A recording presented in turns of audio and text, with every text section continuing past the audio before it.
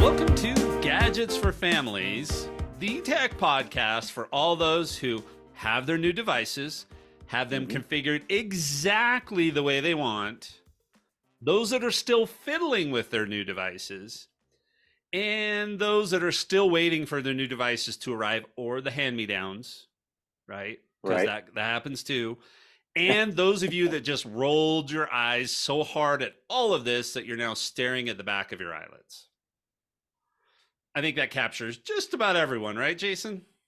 I think so. And don't feel bad. We've waited till mid-October sometimes for some of our devices to come in. So it's just like that sometimes. You have to wait. Yep.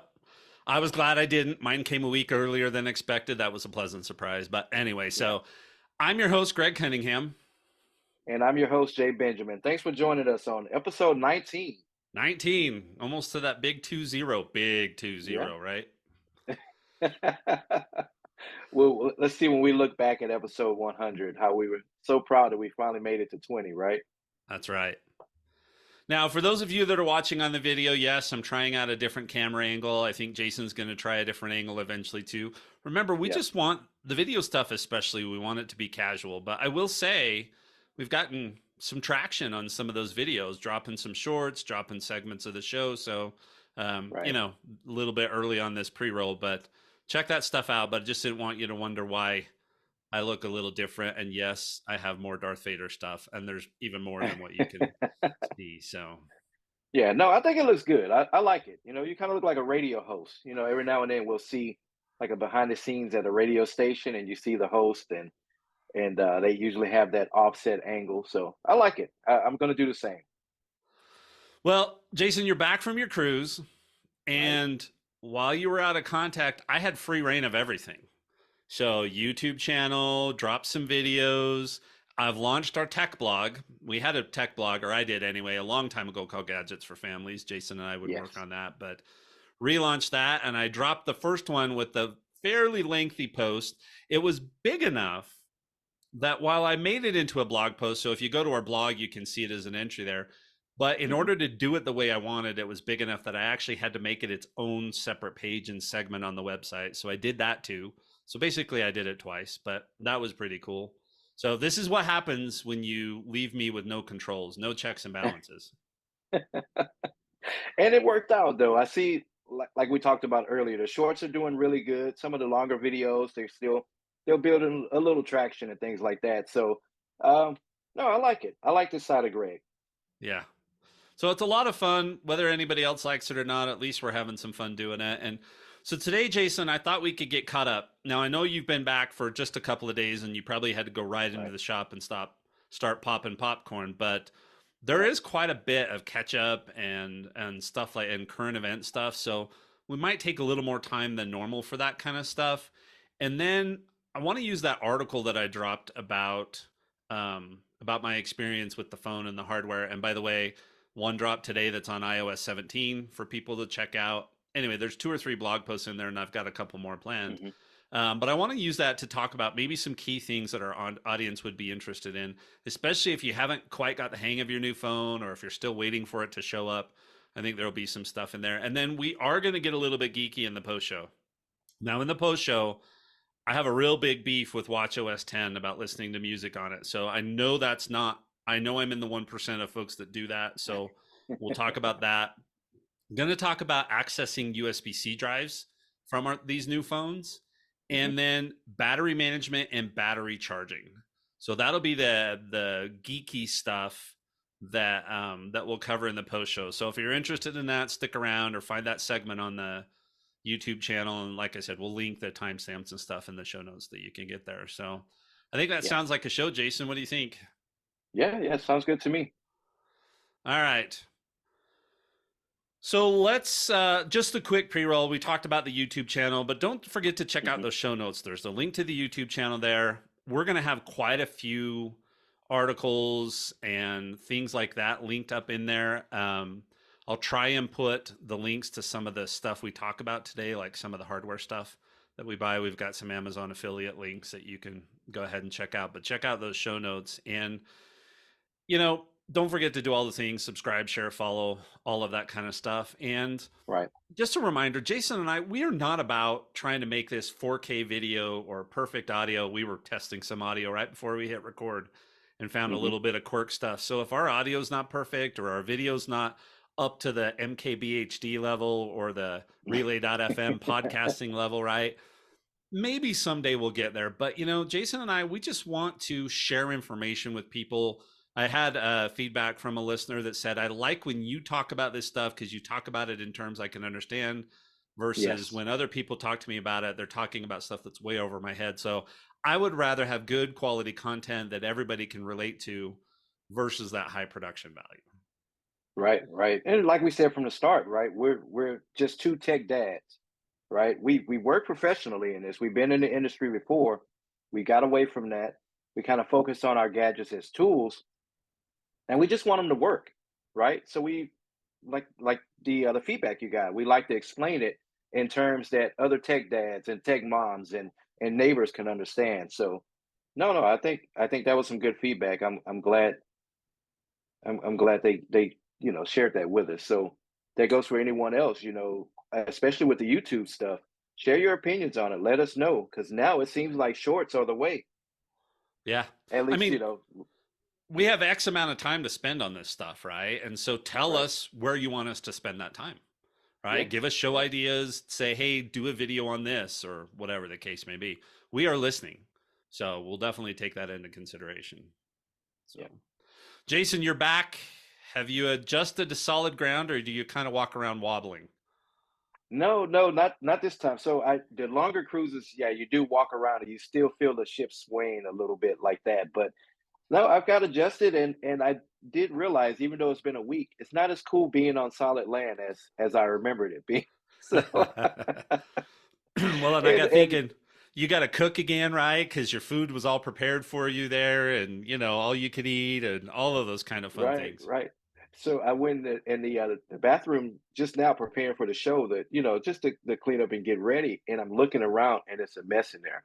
And I was so tempted to go and yell at the kids, like, hey, we don't have a stateroom attendant, right? I have to clean this stuff up. So you guys need to come in here and clean up behind yourselves. So I'll give them that lecture later. But yeah, it has been, it's an adjustment trying to adjust back to the real world. But I'm here now. So So I think we had this a little later in the show, but do you want to share? I think you have a couple of follow up items for us, right? For those of you that didn't check out 2 weeks ago's episode, we did a whole post show on getting ready from a tech standpoint for a cruise, and it's also posted yes. on the YouTube channel as a separate segment. But Jason, I think you have a couple of items that you want to add on to or follow up on that because everything didn't go perfectly from a tech standpoint on this trip, right?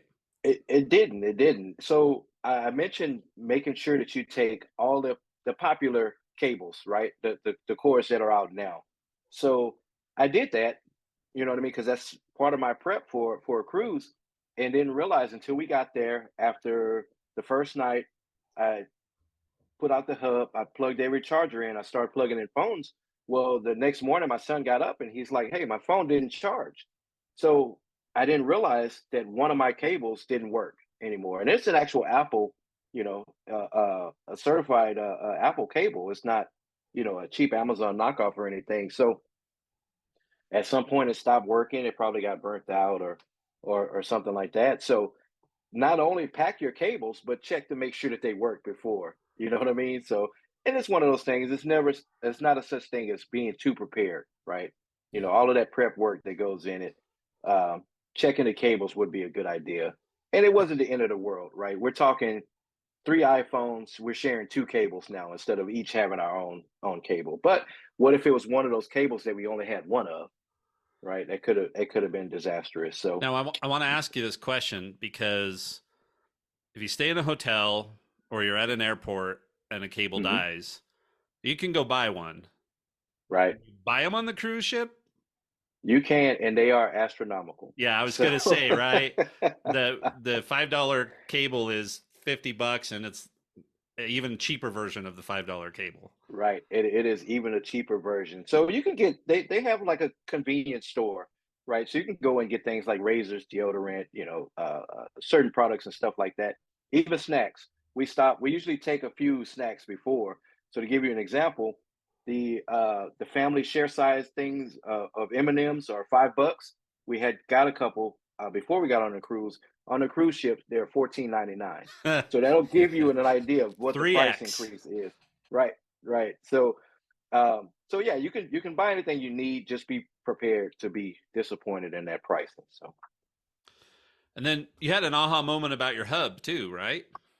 I did. So hubs are still a great idea, right? And when I'm talking hubs, I mean to eliminate all of those different power bricks that you have to bring, right? Because every device, every cable charger needs its own power brick.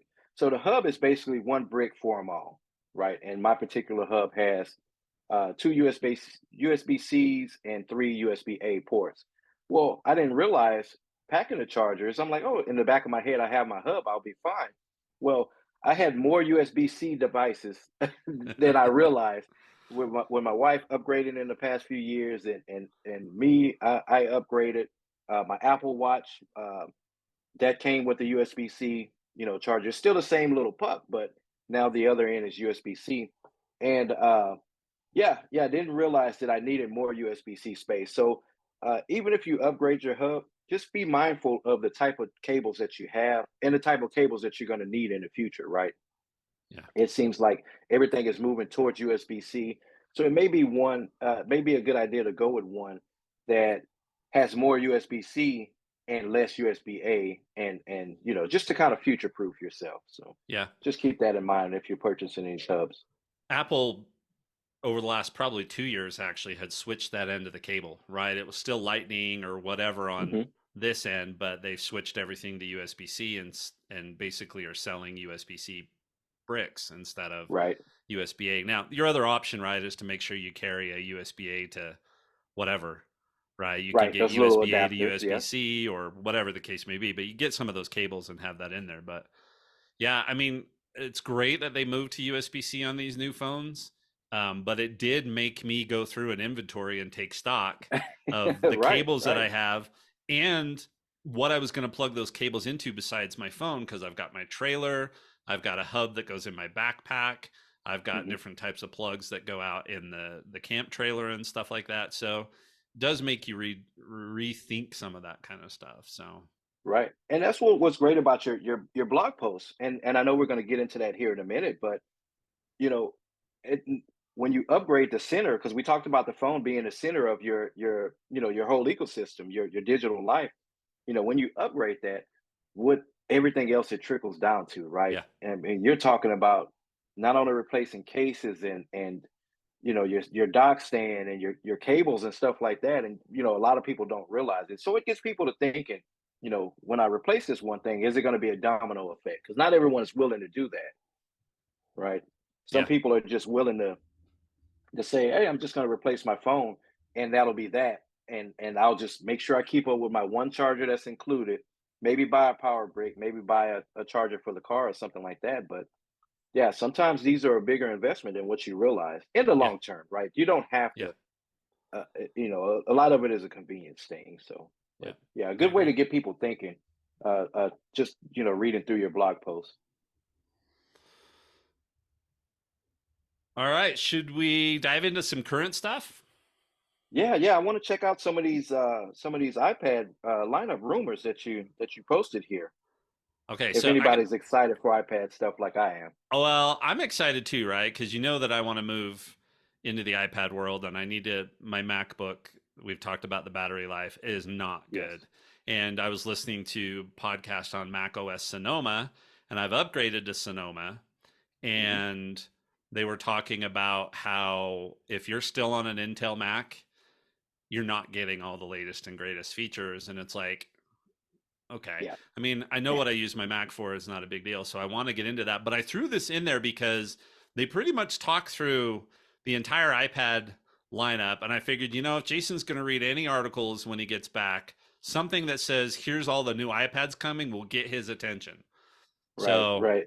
the problem is that this could be expensive. I mean, if you figure that we still at some point next year would like to buy the Vision Pro, and Hmm. then if they really revamp these iPads, I mean, I have a spot in my life for multiple iPads, which is a problem if they revamp everything, right? And I actually, not that I'm trying to find a reason to upgrade, but my youngest grandson does not have an iPad yet.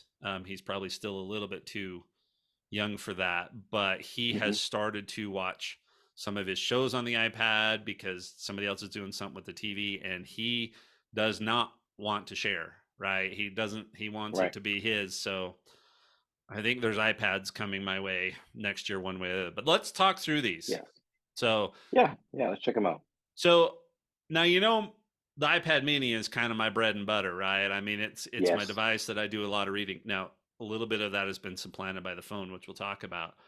So anytime they say, well, yeah, they're going to be upgrading the iPad Mini, I'm like, oh, well, there goes $600 because it's not, even though it's the smallest, it's not the cheapest of the bunch, right? Hmm. Because they've made everything smaller. But on this one, really, they're talking about It's already got USB-C. They're talking about a new Yes. processor, and that being the main upgrade on this. So I don't Yeah. know. New processor in The this is, A15. yeah, actually going from up to the A16 Bionic or even the Right. A17 Pro, which is what the Pro phones this year have in them. So one way or the other, but I don't think that's enough for me. I think the biggest thing that would get me to upgrade the Mini would be screen, because it's not the highest Okay. quality of all the screens, right? It's not high end. And I actually showed my wife, I held up the new iPhone 15 Pro Max to Right. the iPad Mini, and it was a night and day difference. Right. Seeing them next to each other really, it really, to pardon my pun, but it really opens your eyes to the difference in the screen technology Right. that they use. Yep. So what would get you? So the screen definitely. So the processor wouldn't matter too much in a new Mini, I don't think so. even if it's a Pro level, like basically a Mini Pro. No, because it's too small to do that high end Right. stuff, right? Um, it's I read on it. Hmm. I watch videos on it. I do some of my social media stuff, and there's a few games that I play on it, but none of it is that high end stuff. So I don't know that the processor is going to make a difference. Now, if they put Face ID, that's the other thing that might do it, is Face ID versus Touch ID. I'm not a Yes. fan of Touch ID in the button. I mean, I like it better there than having a home button. So I don't know. This rumor is not enough. We'll see what comes for me to want to upgrade it. And thinking about my grandson, if I did upgrade this, either my wife or he would get the Mini, and then I would go to the next one. So, but again, it starts at $500. That's the lowest storage level, and I definitely want Yeah. more storage than 128 on my iPad. That's just absolutely not enough on the iPad to store much of anything on it. So I'm talking Right. 600 bucks before Apple Care Plus. So Yeah. Yeah. It seems to me like this is mostly an incremental bump. This is everything we would expect on the Mini anyway. So yeah, no big deal for me. yep. All right. What about the iPad 11? What do you see there? Yeah. So a faster processor and again, this is something we would expect from a new iPad, right? It has to have a faster processor. The screen has to be a tad bit better. Wi-Fi has to be a tad bit faster. But it almost seems like so again, I don't expect for this to all the rumors point to an awesome pro level iPad, right? Right. That's what everybody's expecting. And I think that they're just going to try to catch up everything else, meaning the mini and the an iPad. So again, there's still no big deal, but USB-C, that's going to be a big deal. Wait, does the current one? Yeah. No, I So believe the this is current one does have it does. So USB-C in this it. is this Right. is the entry level iPad, right? Right. Um this is the base iPad, Yes. right? Or is this? Yeah, because Yeah, yeah. It's the entry this is level the iPad. base one. It's a little more expensive than it used to be, right? The base one used to start at 329. Now the base one starts at 449, but they kept selling the old one, right? That didn't have Yes. USB-C and still had the home button. That's why all of this stuff gets confusing. This is the iPad that has already gone to USB-C. It's got a little bit larger screen because it kicked out Hmm. the home button, right? And it's a little more expensive at 449 bucks. Yeah.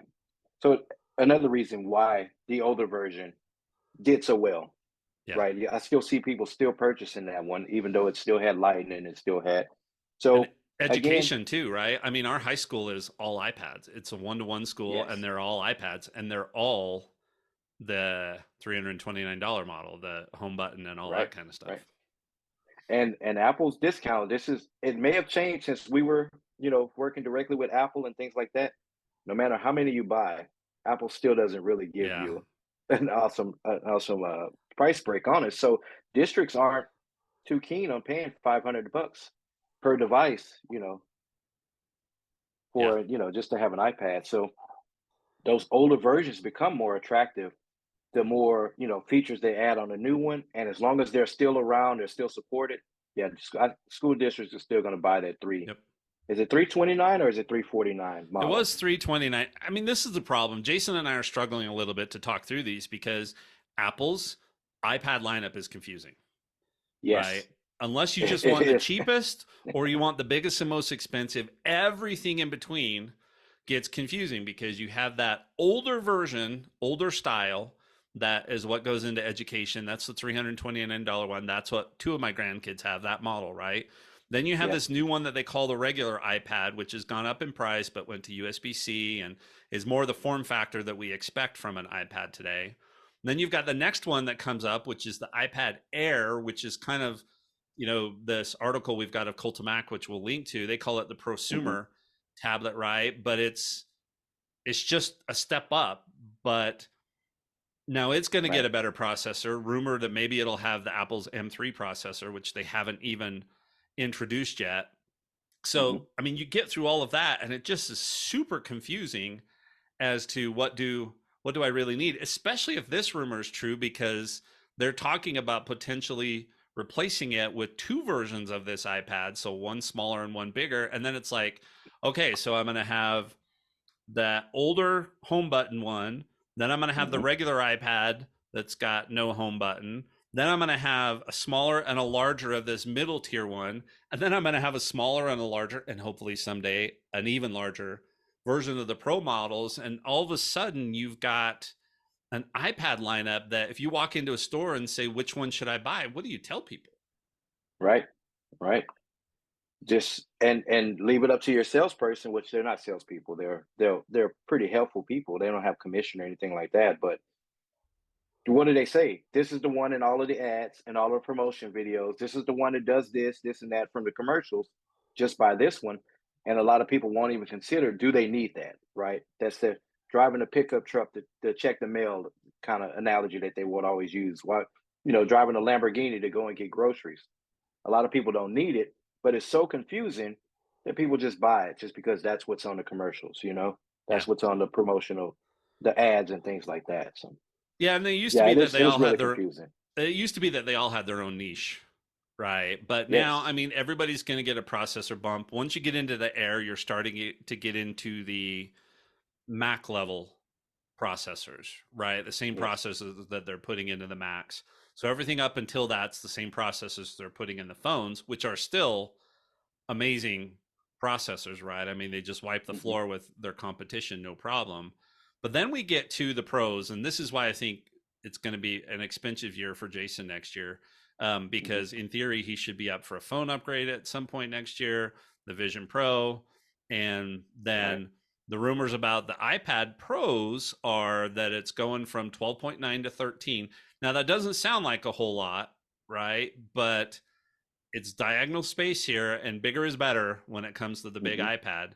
But OLED screen technology, which is the screen on your iPad, is amazing already, Yes. right? And now they're going to add OLED technology and just knock it out of the Yep. park. Yep. And So, and like I said, looking at them compared side by side, I mean, it is a huge difference when we're talking about OLED displays. yeah. And then the M3 processor in those as well, and then redesigning them for a new Magic keyboard, which would have a larger trackpad and make the Yeah. tablets look more like laptops. I mean, one of the things that I'm concerned about going to an iPad as my only device is how often I like to like sit in my hammock and have the iPad or the my MacBook on my lap, Hmm. right? And the iPad with the Magic Keyboard is not a great lap Right. device, right? It's just Right. not. It You would doesn't want have to that go, good balance to it. yeah, you'd want to go with something like the Bridge or the Logitech or something like that, where they have the case on the back and the keyboard and stuff like that. And so, whatever Hmm. they're going to redesign there. But I know the number one thing you're going to look for is did they fix my battery life, right? Right. Right. The battery life and the processor is fine. I just didn't see a big jump coming from that older processor to the M2. So we know it's definitely going to have an M3 processor in it. Um, Hopefully, it'll just be a big enough bump to notice the difference in the processor. But what with the new processor, it comes different battery management things like that. So we should see, even if they don't increase the size of the battery, we still should see a performance bump. Hopefully, fingers crossed. I know it's all speculation, but it's one of those things where we expect it to have a new processor, so it should do work with that battery technology better. Yeah. Now, I will say, let's just talk about from a timing standpoint. It's really confusing as to which one you need to buy, right? And it'll depend on your Hmm. use case. But it sounds like maybe the iPad mini is the one most likely to hit before the end of the year, and then potentially the iPad itself, the iPad 11, right? Not the Air and not the others. Everything Right. else, I don't see them releasing an iPad as the first device that gets the M3. It's going to be a MacBook of some sort. So if you're in the market for an Yeah. iPad right now, my suggestion to you would be to hold off until we see how October goes. October is generally the month when they would drop any additional hardware because they want it in stores before the Black Right. Friday, the Before the shopping holidays. rush. Yeah, Hmm. so if you don't absolutely need to buy an iPad right now, hold off at least for a couple of weeks and see how October plays out and see if any of this new stuff drops. Everything Yeah. else is rumored to be 2024, right? And normally, if I think about normal stuff, right, it's like March of 2024. So I think if we're Right. going to see That's when they the say spring. Yeah. yeah, I think if we're going to see the new iPad Air and the Pros, I think it's going to be March at the earliest, just from a timing standpoint. Hmm. Um, and just think about it. I mean, you almost have to start saying, okay, what's my budget? And then buy the iPad based on what your budget is, right? Because Right. for most things that people are going to do with their iPads, all of these can do it, unless you're a professional videographer or photo editor or something Right. like that. So I would hold off. I don't know. Any additional thoughts on that, Jason? No, no, definitely. If you can make your current one last, even if you're on one of the older pros, definitely one of the ones that are still being supported with iOS 17. Yeah, just hold off. Don't go and buy anything. Tell your loved ones don't buy you an iPad for Christmas because you plan on upgrading. Yeah. Yep. You plan on upgrading in the spring next year. So All right. Well, let's talk about some other current stuff. That one was a little bit longer than I expected. We'll kind of buzz through right. some of this stuff, but 17.0.3. So very unusual for Apple to drop this many updates. I mean, we're already on 0.0.3. Hmm. 0.0.1 was out before phones hit, and for some it was 0.0.2, but they're out there. This is security fixes, but it's also a fix for the 15's overheating, right? They said it was a bug in the operating system, and it seems like Yes. that whole Heatgate thing has just died out. So you definitely want to do 17.0.3. And there were a couple of other bugs that I just heard that had fixed. So if you're not on 17.0.3, get there. If you're not running 17 yet, that's fine. Just make sure you're on the latest version of 16 because there are some security fixes that have gone in that were a pretty big deal. So get out there and check that. 17.1 betas are out. I am not on the beta train. I'm assuming you're not either. Definitely not where you were on a cruise. No. No. Yeah. I jumped off when we Yep. during that first week. Yeah, I did too. And I actually don't plan on going back on until some stuff that we'll talk about later happens, especially the Hmm. journaling app, which is not showing in 17.1. So, Mm. so yeah, so there's that. Um, You and I talked about this game looking really good. I'm a big proponent of Apple Arcade, and you should have turned on Apple Arcade and taken this game with you. It's a new James Bond game. It's actually a 007 game, so it's not like some knockoff. It's the real characters. I mean, you've got M Right. and Moneypenny and Q and Jaws from the old classic Jaws, Right. right? Not the shark, the gold teeth guy, right? Shows Yeah. up. Yeah. So it's actually, I'm really, really enjoying playing this. It's an Apple Arcade game. It's all touch, but I know I could do it with a controller. But this is the kind of game like this that I like because it's super casual, Hmm. endless lives, replay levels as much as you want. But something that I've not seen very often is how they save your progress. So let's say I go into a room and there's 10 guards there and I need to take out all 10 guards. Well, if I take out 3 before I die, I go back to the last checkpoint, but those 3 guards are still taken out. Okay. Which, normally a game, it'll just reset you back and you have to try and figure out how to get through the whole checkpoint. Yep. So I'm not such an intense gamer that I enjoy trying to figure that stuff out. I'm actually on a level in there right now that I'm frustrated with because it's kind of like that, but I like that it does that because that's allowed me to progress through the game. And again, I'm not out to break some Right. records or any of that kind of stuff. I just like to play it. So I would definitely suggest checking it out. The artwork's pretty good. The I like the storyline, so I'm really enjoying it. Yeah. Yeah. It's a really good looking game. You know, mobile games they've came a long way. Yeah. Uh, we talked a little bit about iPhone 15 series being fragile because Yeah. they put some new back glass on and it's a little different design. Well, so here's the thing that seems to me, and I'll put a link to another article in this, but there's a bunch of YouTube videos out on this as well. But the back glass definitely seems to shatter easier than the 14 series. I mean, I watched this, you and I watched the one, and that sent me down a rabbit hole Right. panicking about my brand new phone. But the guy that traveled to Australia just to do all those drop tests and compared a brand new 14 with the brand new 15, and the 14 held up better. But that being said, what they're finding now in some other little more scientific tests is that um, the back glass does seem to shatter easier, but Yep. it doesn't seem to impact the functionality of the phone as much as you would think. I mean, you would think that if you Right. shattered the back right, that your phone would be dead. Well, Right. Right. that doesn't seem to be the case. So, while it would suck to have broken back glass, there's still a good chance your phone will function until you can get it in and get it repaired. Right. Right. And that's important for, you know, like you said, you think you would drop your phone, you would smash it up, you would lose everything, right?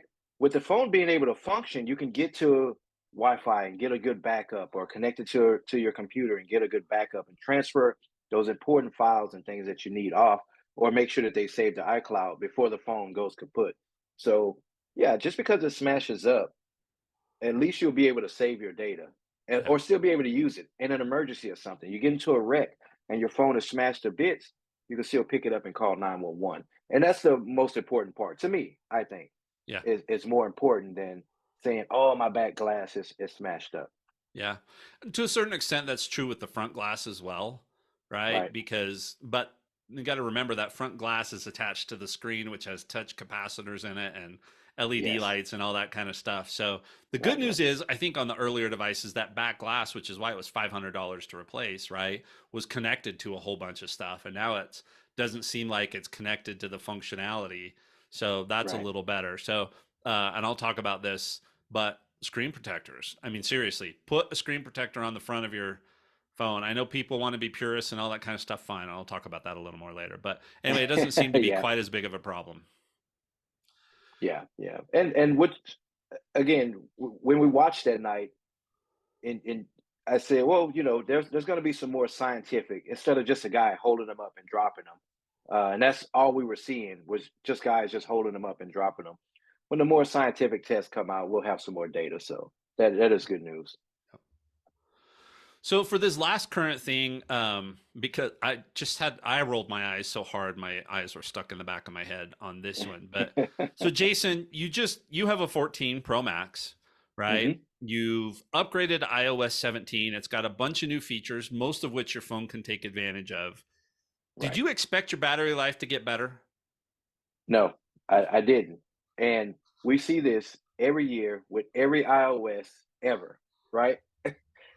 The the the new version of iOS affects older phones, it affects them differently, right? The new processors, we talked about this with the iPad, new processors, new hardware, it's all Apple makes it to work perfectly with the new software, right?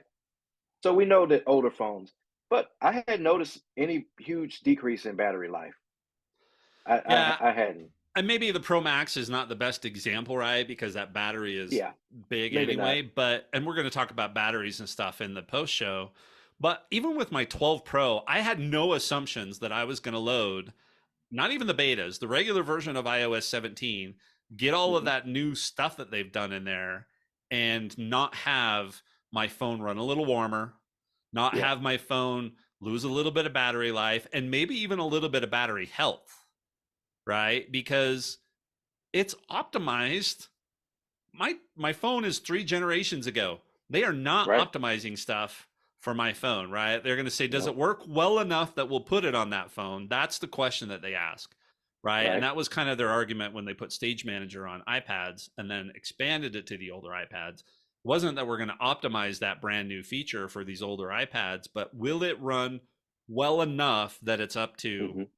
Apple standards? And the answer to that is yes. So I found this hilarious. We'll put a link to an article on here. Um, I just didn't. It just blows my mind that people expect, oh, my battery life should get Right. better when I put this new. No, it's not going to get No, any better. it's not. It's not like you said. It's optimized for the new hardware. Yep. It runs fine.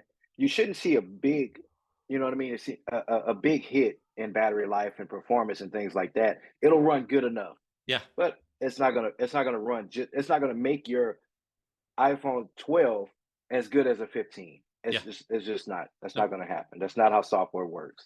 And I think I'm seeing a little bit of a hit on my Ultra with the new version of WatchOS. I had a listener tell me that thanks a lot for getting me hooked on the Snoopy watch face because they're not on an Ultra.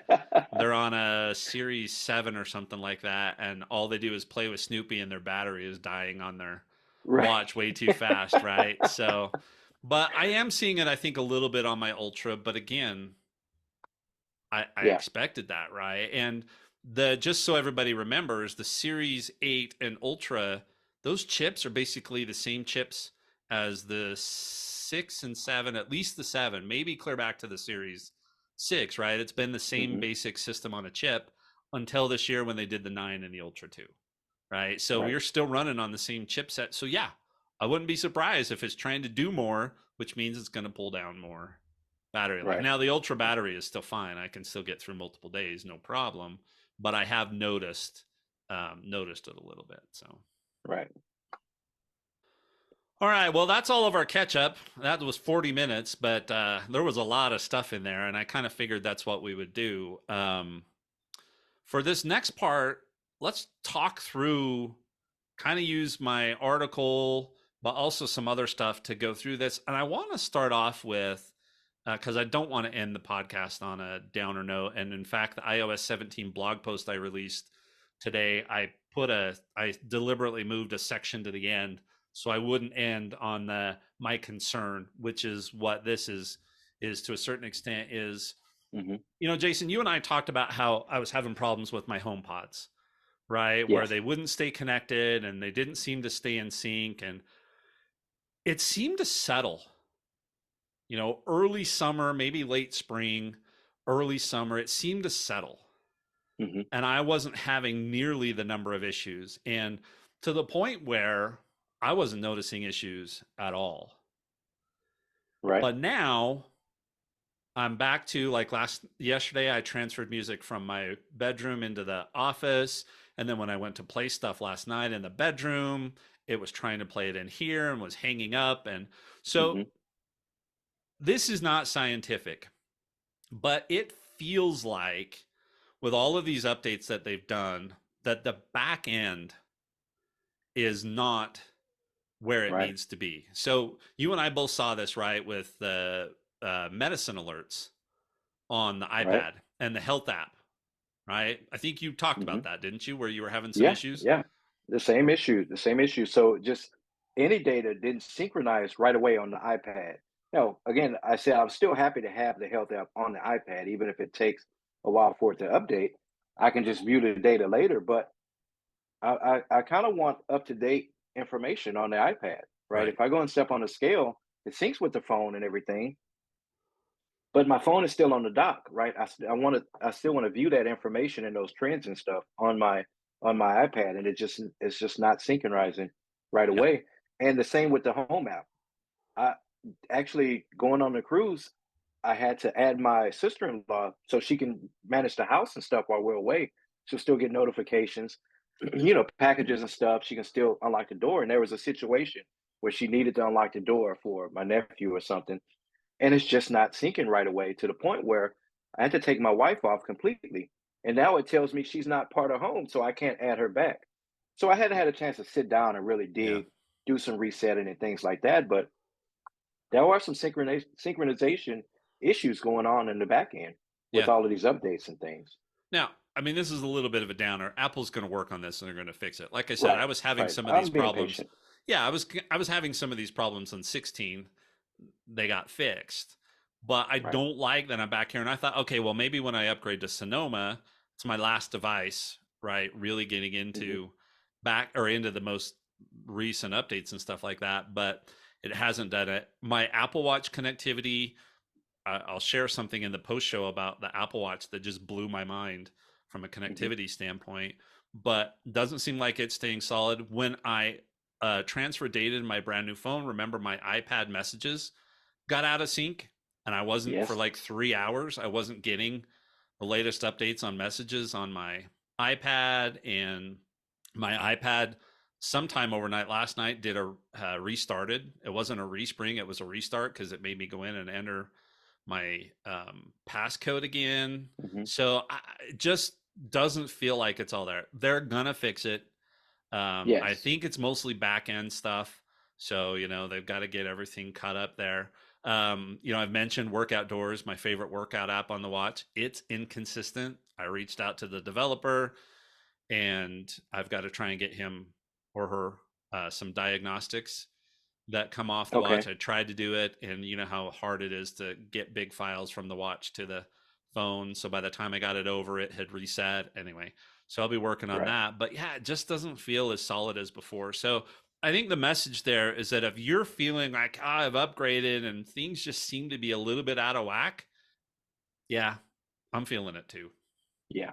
Yeah. You're not the only one. So, and again, we're not trying to scare everyone and say that, oh, Apple has problems, that save that for those clickbait articles out there that talk about phone overheating and stuff like that. But we're just letting you know, just be a little patient. There are some issues. You're not the only one that's experiencing it. But man, really Yeah, frustrating because like I say, with HomeKit, I mean, it we control the home with it, right? There's no light switches and things like that. We're not walking in a room flipping switches and stuff like we did in 2005. I'm not so far into the future where I forgot how to do it, but it's just a hassle now when you try to use one of those new fancy widgets that you have right on your home screen and you don't get a response from it. yeah, It's just frustrating to me. yep.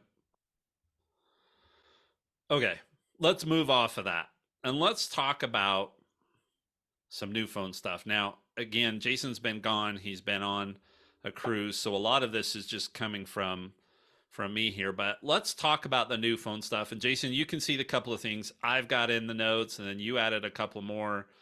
This Hmm. is all from an article. If you guys want to see and read the whole blog post, we'll put a link in the show notes. But it's just if you go to Mount Nebo Consulting, which is mtneboconsulting.com, there's a big banner for it right on the homepage that you can get to it. But which of these do you want to talk about first? One of yours, one of mine? I don't care. You pick. Well, I guess let's talk about mine, right? And only because we just talked about this with the iPads and stuff. So you just kind of mentioned briefly that you were enjoying the bigger screen and it was just just a brief paragraph, but as I'm reading it, I'm like, I thought you'd have made a bigger deal about it. So there's a few things that I wanted to ask you because you're coming from a smaller screen, right? And I put in quotes lower quality. I don't like that line of thinking because that was the best screen Yeah. on an iPhone at the time, right? Just we've advanced a little bit. So when I say lower quality, I don't mean a crappy screen. It's just not as good quality as the one now. So I wanted to ask you a few things. How are you faring with the bigger screen, the better quality on some of the daily apps that you use, right? Because you're seeing more of the apps. You're seeing more of the are any of those apps taking advantage of the screen space or just your daily the ones that you use, right? The health app and a few other ones. How is that working with the bigger screen in mind? Yeah, I'm glad I did the smaller screen. Um, but man, I'm glad I went back to the Yeah, bigger screen, right? And it isn't just the bigger screen, but the technology behind the screen, the quality of the screen. I've got right, promotion right. now. I've got the better refresh rate, right? I've got the higher quality screen, all of that kind of stuff, and on this gorgeous, gorgeous display. So, Yes. I said in my wrap up, and Jason will laugh about this, but I've fallen back in love with the iPhone because I was a little bit, yeah, I need the phone, but it's not the center of my tech world. Right. But now I think I'm headed back in that direction. Maybe it's just because it's the newest device in my life, right? I mean, maybe if I get a 12.9, who knows? You know me in It tech, could be. but That's how I am about my iPad, though. I yeah, feel the iPad is my center. I felt the same way you felt about the phone for a few years. yeah. So I think I'm back there, and the screen actually is one of those. So you see more data, everything is crisper. Like I said, I held up the or held up that to my iPad Mini, and even if I Hmm. do it on my 12 on my uh, Scripture Study app, right? I've got Right, kind of a tannish brown background instead of a white or a black right, background right. because it makes it easier for me to read. And it looks super, super, super duper pale on everything until I pull it up on my Pro Max and I look at it on the Right, Pro Max and it looks exactly the way it should.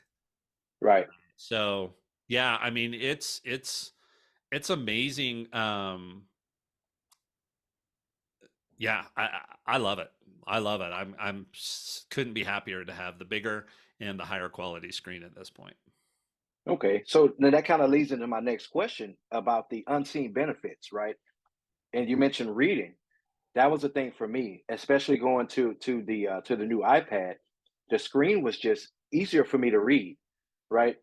I don't know what this is like. I keep asking like some of my older brothers and stuff what it's like getting old.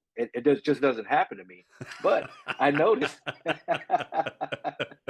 Oh, I noticed Jason, that Jason. going to the newer screen, it was just easier for me to read. So it's just one of those unseen benefits and improving the technology.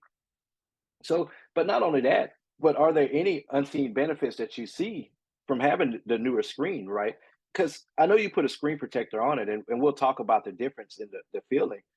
Um, but do you feel like navigating the screen and well, I know holding the phone too is going to be an adjustment, right? Well, you had Yeah. a week to adjust to it, but being able to do the one-handed navigation and still using things how it snaps down the screen and you can reach the top half of the apps and all that. Are there any unseen benefits that you found from having the bigger screen and the better technology?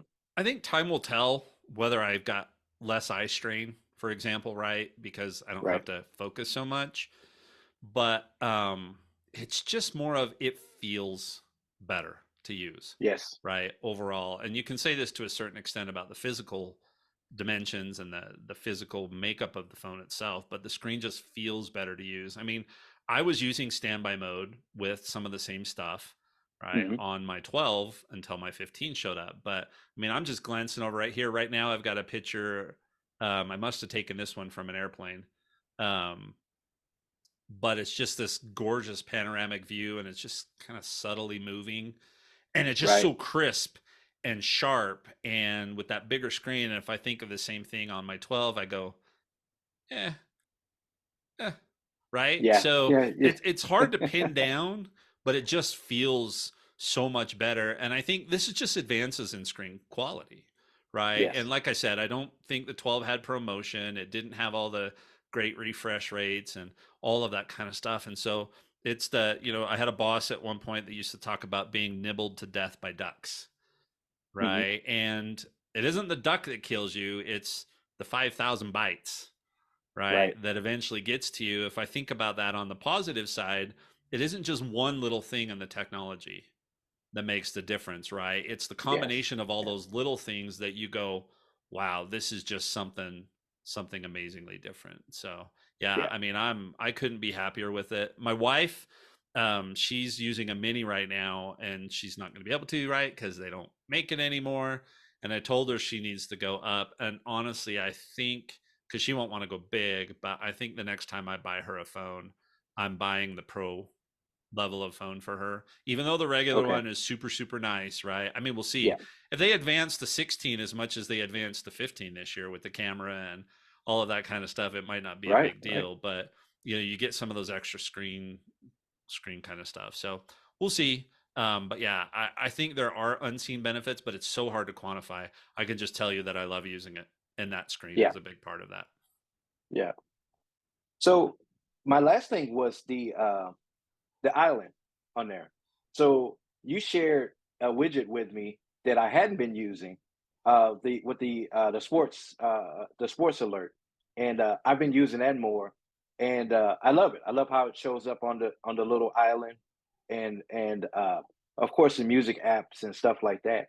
But are you getting any use out of that other than that, or do you feel like me, like this is going to be Apple's what was it, the touch we were talking about, the peek and pop feature Yeah, the 3D after a touch. couple of years, the 3D touch, is this going to be Apple's 3D touch where nobody's going to start developing for it, it's just not going to catch on other than a few apps that we have now? Well, I think so. It's two technologies, right? It's the hardware, which is the dynamic island, and then the software Hmm. behind it, which is live activities and some of the notifications and stuff like that. Right. Right. I love the dynamic island, and I'm hoping that now that they expanded it to all of the 15 models, right? So every new phone now has the dynamic island, that more developers Right. will jump in and do this. And Now not the just the reason, pro. yeah, I mean, now one of the reasons Jason and I are talking about that Sports Alerts app is because ESPN is not doing live activities. Right. Why? Right. Right? I already have my ESPN app and my account with ESPN, because it's Disney, set up exactly the way I want it. All the right Hmm. alerts, all my favorite teams, all of that kind of stuff. And I'm getting absolutely silence on the MLBN because the Yankees didn't make the playoffs, which was a tragedy. But so we're trying that sports alerts. But I wrote this in the iOS 17 blog post that I kind of want something in that black pill all the time, Hmm. right? And Right. I'm going to use this example, and people can tell me that, well, you could have that in the on the lock screen in a um, in a widget.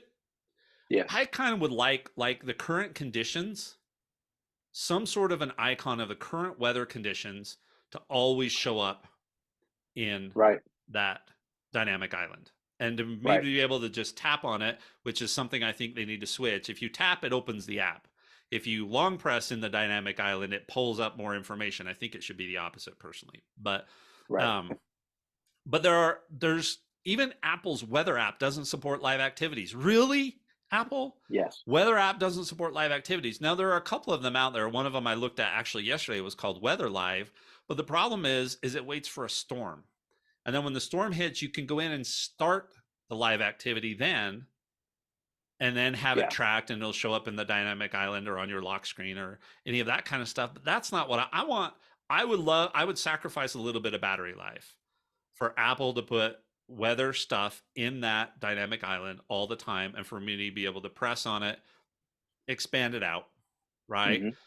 And give me the real-time alerts, but just give me the general alerts. I mean, think about how much of your home screen is taken up by weather information and your widgets and Right. stuff, right? Because you want to know the temperature, you want to know if it's going to rain, all of this other stuff because you work outside a lot. So Right. I love it. I want more out of it, right? I want it to Right. be Right. more taken advantage So of a lot better. sort of like the complications Yeah. on the watch, so we can should have some dynamic island complications that we can put and get receive information that we want to receive, no matter what state the screen is in. Yeah. I would love that, right? I mean, if I'm back to using the modular ultra watch face because I just, Right? I went back to yeah. Snoopy this week. Did you? Yeah. Well, that's great. But I mean, if I could see some of that information just in that dynamic island and that kind of stuff. Again, I know Yeah. you can see it on the lock screen, but like right now, I'm looking at a photo in standby mode. So there's none of that information on my screen. If Right. there was just a little icon that told me it was hot or cold or whatever outside, I don't, there's a million uses for this stuff. I just don't think enough developers took advantage of it and there wasn't enough pressure. And maybe now there will be with the Right. 15s all having it. So, but yeah, so that was all I had. I thought in the article you just kind of glanced over what was a big deal for me. Well, what I was most curious about your experience, for me, and you just kind of glanced by it. Yeah, I watched the movie. It was good. I like the big screen. I don't know. I need more details. Yeah. So No, I mean I that wanted to talk about that. I put that in there. Fallen Kingdom. I just happened to put on, the scene in Fallen Kingdom when they're pulling off the island and the big brontosaurus or whatever it is got the cloud that overshadows it because Yeah, the the lava's smoke is coming coming. down. Yeah. Yeah, yeah, yeah. So I had that scene on and I'm just like, holy cow, the quality of that picture. And I had the new AirPods in and the sound, and I'm just going, oh my goodness. So honestly, Right. if Apple's Vision Pro can do that on 80 inches in my living room, Right. it will take events for me to go back to the theater, right? I mean, it'll have to be these big social events, or of course, I'm not going to have 3 or 4 of these in my home. So if we wanted to all go watch a movie as a family, but that's, Right. you're right. I probably should have done a little more on that. So Yeah. Yeah. No, no, really big deal. But I'm glad you got to explain it on the show. yeah. Well, the other thing, so let's tie that in. When I said I'm falling back in love with the phone, the hardware, just the Hmm. physical phone is is amazing. And you have a question in here about the titanium. I do like the look of the natural titanium. It doesn't pick up as many fingerprints as the stainless steel, but they are still there if you look close and see them. Yeah. Um, but just the overall feel, and I am still caseless. Okay, I use Okay. my Spigen, however you say it, case when I'm doing outdoor stuff. And on a side note, I was on my father-in-law's driving lawnmower because mine has a dead tire and I haven't bothered to fix it yet because I'm done mowing the lawn for the year. But I was on there and I had that phone in the case in my pocket of my shorts while I was mowing the lawn. And all of a sudden, I just had this nightmare of that phone slipping out and sliding underneath the deck of the lawnmower Hmm. and me having to go take that to an Apple store and say, Right. um, I ran over this with a lawnmower. It was a nightmare.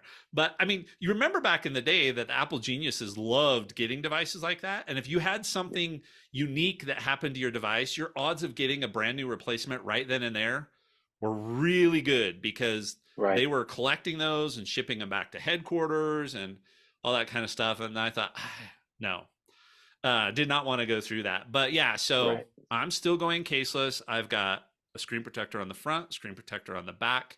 It's the same Allium, however you say it, ALIUN. There's links in that article, and then Hmm. those new Sikorsky or whatever it is that we got right for the back. Have you put yours on yet on the back? I did, and I already have a crack in it. I was going to mention that.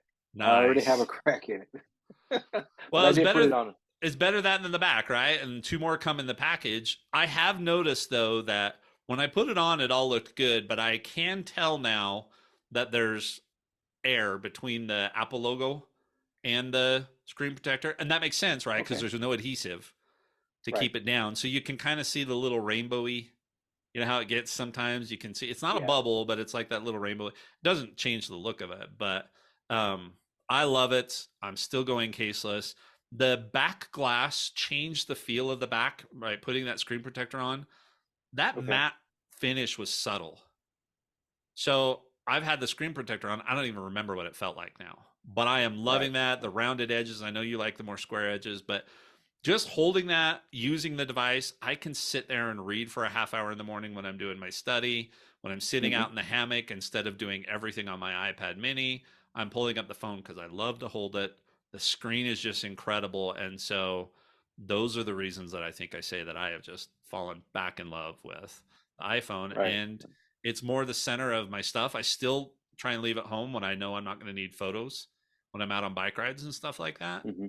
Um, but beyond that, it's getting way more use than it has for the last 3 years. So Okay. And that was another big question that we had come spring, would you be just your Pro Max and go ahead and jump up to a big, a bigger iPad Pro and just leave out the mini, or if you're still going to be tempted to get a mini? So I think that's the most likely scenario. I mean, I've already got the right, mini. If they do something amazing to upgrade it, then it'll be right, a because we still don't know. We still yeah, don't know. yeah. But I don't know. We'll see. Um, we'll see where it goes. I would have to Right. have that bigger iPad because there's still things I like to do with the Apple Pencil. So I Yes. need an iPad that allows me to use the Apple Pencil for certain things that I do. So I don't know. Right. We'll see. Right. And then So go ahead. we Go we ahead. t- we talked about the color, right? So no Yeah. regrets on the color, because Nope. remember I was really feeling the natural, and it just looked good when I went to the store. But again, it was in Apple's perfect lighting and everything. But every review and every time I've seen the white one, I think I changed my mind. I think the white one is the way to go. Yeah. So no regrets on that. You're Nope. still loving the white, None. Love the whites. I see it every time when I lay it face down, right? I can see right? that back, and the screen protector didn't change it. I think the natural would have looked a little bit dirty, Right. right? Right. And I think that might have bugged me a Yeah, it little would have bit. irritated you So, every time you yeah. looked at it. So no, no regrets. They still need to put colors, right? I mean, I don't have plans to put a wrap on this. I mean, I have thought about putting a wrap on top of that screen protector, Hmm. right? But I'm not planning on doing that right now. We'll see when spring comes when I'm doing all that outdoor stuff, and sometimes I forget to put my case on if I want a little more something Right. on it, or if I get bored with the color or something like that. But no, I have no regrets with the white. Okay. Yeah. Yeah. I think it was a good choice. I think the last thing, the action button. So you're gonna want this. So the problem with the action button is that it's a single press, right? It can only Right. do one thing. But I knew it wouldn't be too long before somebody came up with some alternatives here, and so Federico Vitici over on Mac Stories came up with a shortcut called multi-button, and you can download it straight from him. And trust me, you want to download it from him because when I started looking at how he set that thing up, I was like, oh no, I would have never got there. Um, but I have gone back and forth with it just a little bit. But currently, I've not changed what I did have the camera as the default for a little while. And then I changed it to my scripture study app, Hmm. and then the camera was the second press. So basically, what it does is, and you can change the timing parameters on this, but if you press the button once and it runs the shortcut to open my scripture study app, if I press it again within 7 seconds, then it does a different action. If it's more than 7 seconds, it goes back to the original. So, what I Okay. have it set to do right now is to open that scripture study app, but on the second press, it pulls up a menu of shortcuts. And I've got one shortcut that opens the camera app, another shortcut that opens a different study aid that I have for when I study in the morning. I've got a Hmm. couple other, it's like 4 or 5 shortcuts that are associated with it. So if I press it once, I get my study app. If I press it the second time, then I can just tap on one of those shortcuts and it runs that next set of Okay. shortcuts. And in theory, you could have it pull up a menu one and then the second time a different menu and run stuff. So um, they still need to make it so you can double or triple Right. press I think that stuff. would be more useful. Right. Yeah, I do too. But but between that and then the back tap, the double back tap, and the triple back tap, I've got some pretty cool stuff that I can do with it. The only other thing about the action button, besides giving us more flexibility in how many times we press it, is it's clear up there on that top left, right? And so, Right. for those of you that don't know, if you've got the Max phone, you can get to the top of the screen by swiping down at the bottom, and it pulls the screen down and puts the Right. top half of the screen at the bottom so you can interact with it. But you can't do that with a physical hardware button, Yeah. right? The And I've button's got there. pretty big hands, but it's still up there a little ways. So I'd like it to be somewhere else. And maybe if they move to non-physical buttons, right, to the haptic touch kind of buttons, they can move it somewhere else. But I actually think it'd be great right below the volume buttons. Might be a good Right. spot at, or on the other side with the power and standby button. But yeah, I think it's a great feature. I've got the muscle memory. You know, sometimes with these features, right, you never break your old muscle memory, Right. but Right. between rearranging my home screen so that my scripture study app is not on there anywhere and Yeah. having that action button set up, that's what I use. So yeah, Okay. I like it. Which is another big reason why I think they didn't move the button, because it would make sense midway in the phone, or midway down the physical body. Also, so they didn't have to change the hardware that much, right? Because it still is the mute and the unmute button by default. But yeah, I think just people with that muscle memory of having that button there all of these years, so just have to adjust the way you hold the phone. Yep. Remember back with what was it, iPhone 4 with the antenna? Apple Yeah, Siri. you're Oh no, holding you're it holding the wrong. phone wrong. Yeah. Yeah, yeah. So you're holding your phone wrong now. You have to use that button Yep. a different way.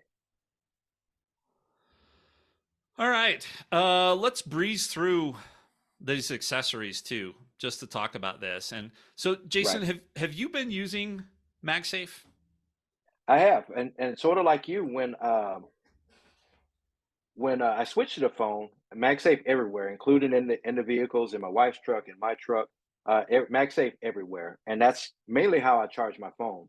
So I actually plug in a USB cable in. We only do that when we're traveling or in some of my in-laws' cars, or we have a rental car or something like that. So yeah, MagSafe everywhere for me. I did have a question though.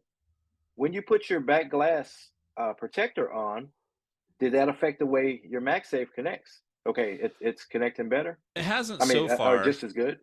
So, so tell me this. At least on my stands, right? Because I've got a stand in my office, which is on right now. I've got Hmm. a stand on my nightstand. The car charger, I have a question because I've never used any sort of a grip in my car, right? Hmm. So if you've said you've got MagSafe in your car, does it Right. feel loose? Does it feel like it's going to slide at all, or does it hold it pretty good? So that's the thing. So on my wife's phone, she has a bumper, so hers connects directly to the glass, directly to the back of the phone. Um, that's been the case. It's been fine when I didn't have the back screen protector on, but now that I put this back screen protector back on, I notice it slides a little bit. So it holds my phone pretty good. My phone, as well as your phone, is going to be a lot heavier Yeah. than the 13, right? We hit a bump, the 13 doesn't move. My phone has fell off a couple of times, and but I noticed with the back glass protector on, it doesn't snap like it does on my, even the dock I have by the bed. I kind of have to get it in that right spot, and it'll go on there. It's easier to come off. I don't have any fear that it's going to fall or slide off, if even if I bump into the nightstand. But it just doesn't snatch the phone out of my hand like it Yeah. does when I don't have that back protector on. So just curious to see if you had the same the same experience. Now in my truck, which is an older, rougher ride than my wife's truck, um, I don't have it mounted up on the dash. I have it in the cup holder, and I have it kind of angled back, so that way I can kind of reach down like this and grab the phone Okay. versus reaching forward. So I don't have that problem with it coming off of my dock, but in my wife's truck, it does. It does. If we hit a hard enough bump, it'll fall off of the mount. And that's probably true with any MagSafe, right? I mean, Right. because otherwise you wouldn't be able to pull the phone off, right? Right. You'd have Right. to use Or two without pulling the hands. whole dock off of Yeah, yeah, the yeah. stand or something like that. So I've got the Anchor ones. They definitely still snap in place better. The other one I bought for the car, the Yeah. Anchors are Hmm. the stands. The Lysen, Lisen, is the one I bought from Amazon. Got really good ratings. They had a whole range of products. But the reason I bought the one I did is because their sticky mount, I tried mounting it first in the vent, but my gear shift on the truck hits it. Okay. So that was out because that was actually better because it wouldn't have been above the dash and wouldn't have got sun, all those kinds of things. But Right. the other reason I bought it is because I knew the only place I could really mount it on the dash, I was going to have to mount it over a bend in the dash, over a corner in the dash. And this one's Right. got two pieces and they can adjust however they need to. So Okay. that's why I bought this one. And it was on super duper sale. And I had some credit from some of the stuff I had returned. So I didn't buy just the holder. I actually bought the charger, came with the USB A to USB C that I plug into the bottom of it. So yeah, it's been Okay. okay. I haven't driven a ton with it. I mean, honestly, I think I filled up my truck 6 weeks ago and I'm still on full. So it's not like I Wow. drive everywhere, but I got thinking about, okay, when I go on these camping trips and stuff, right? Right. I want to be able to just set it there. So it holds on okay, but it rotates just a little bit and then it Okay. settles, I right? do get a bit of that. So I have it Right. vertical, but then it'll rotate just slightly, which bugs my OCD, but I'll probably just have to get used to it. So what's been interesting though about the car charger, so if you think about standby mode, right? If you put it vertical or if you put the phone horizontal and it's Hmm. charging, it should kick into standby mode. Well, it doesn't automatically in the car. And so I got it to work, but what I haven't figured out is what combination of it's plugged into the USB-A in the car, right? Hmm. Which means the car recognizes it as an external drive and a device and all that kind of stuff. But it's also connected by a Bluetooth, which is how I play all my music and stuff. And that Hmm. connecting by a Bluetooth to my vehicle turns on driving focus mode Okay. automatically. And so So I'm wondering if that has something to do I with it. don't know which combination of that, right, prevents it from going into standby mode because I thought it'd be really cool to have my big clock display or Yeah. something like that right there on there. So I'm still fiddling with that, and we'll see if the first time it falls off, I chip one of the screen protectors. I might be rethinking my placement and trying to put it. The problem is, so this is when I do it because when we travel like that, if we grab a burger and fries or something while we're traveling, the fries Hmm. have to sit in the cup holder and the drink sits down in the cup holder that's on the floor, Right. and there's this whole juggle of how I get to eat while I'm driving. And so I don't like my phone to go down into that cup holder because it's always dirty, right? It's Right. always got Right. something in there. Right. And Yep. Same but here. now with the Max, if I set it in the little square place that's designed to hold like your wallet or something, it doesn't fit right. So it's absolutely going to slide off at some point. And so I thought I want to get this out of the way. So um, Right. we'll see. Um, Not a big deal, and I can control everything via Siri, so it's not like I'm worried about. I want to be able to reach up and text or something like that. No, that's not the Right. case. So, but the other thing about all of this wireless charging is um, the Qi charging for the AirPods Pro. You and I talked about this, and I had mentioned that if I put Yes. the AirPods on with the lid facing towards me, they seem to settle on there better. Hmm. Well, both of my anchor stands seem to detect um, foreign objects really, really easy. Now, they've got all these safety things built in, right? So they don't want to have any additional objects on the charging pad that could conduct electricity. And Right. they've got overheating protection and all of those kinds of things built in. But I have noticed that on a semi regular basis, my AirPods, it'll start flashing, which means it's either low voltage, which I can't imagine it is. Otherwise, I'd have bigger electrical problems in my house, right? Hmm. Or it's foreign object detection. So I don't know if it's the case. Remember, I bought that fun little headphoney kind of case that goes on Yeah. this, or if it somehow is sensitive because they're not designed for AirPods. It's Qi charging. It's not MagSafe. Or if it's that little Okay. metal hinge on the back of the case, if that Yeah. gets just That's throwing wrong, off. that throws things up. Now it's probably aluminum, so Yeah. in theory it shouldn't conduct electricity, but I don't know. So, but I've gone back to I just kind of slide them on the wrong way, right? With the Hmm. case facing towards me and slide it on just enough that it kicks in and it's good to go. But I thought maybe I was having some problems with my surge protector, so I bought another one.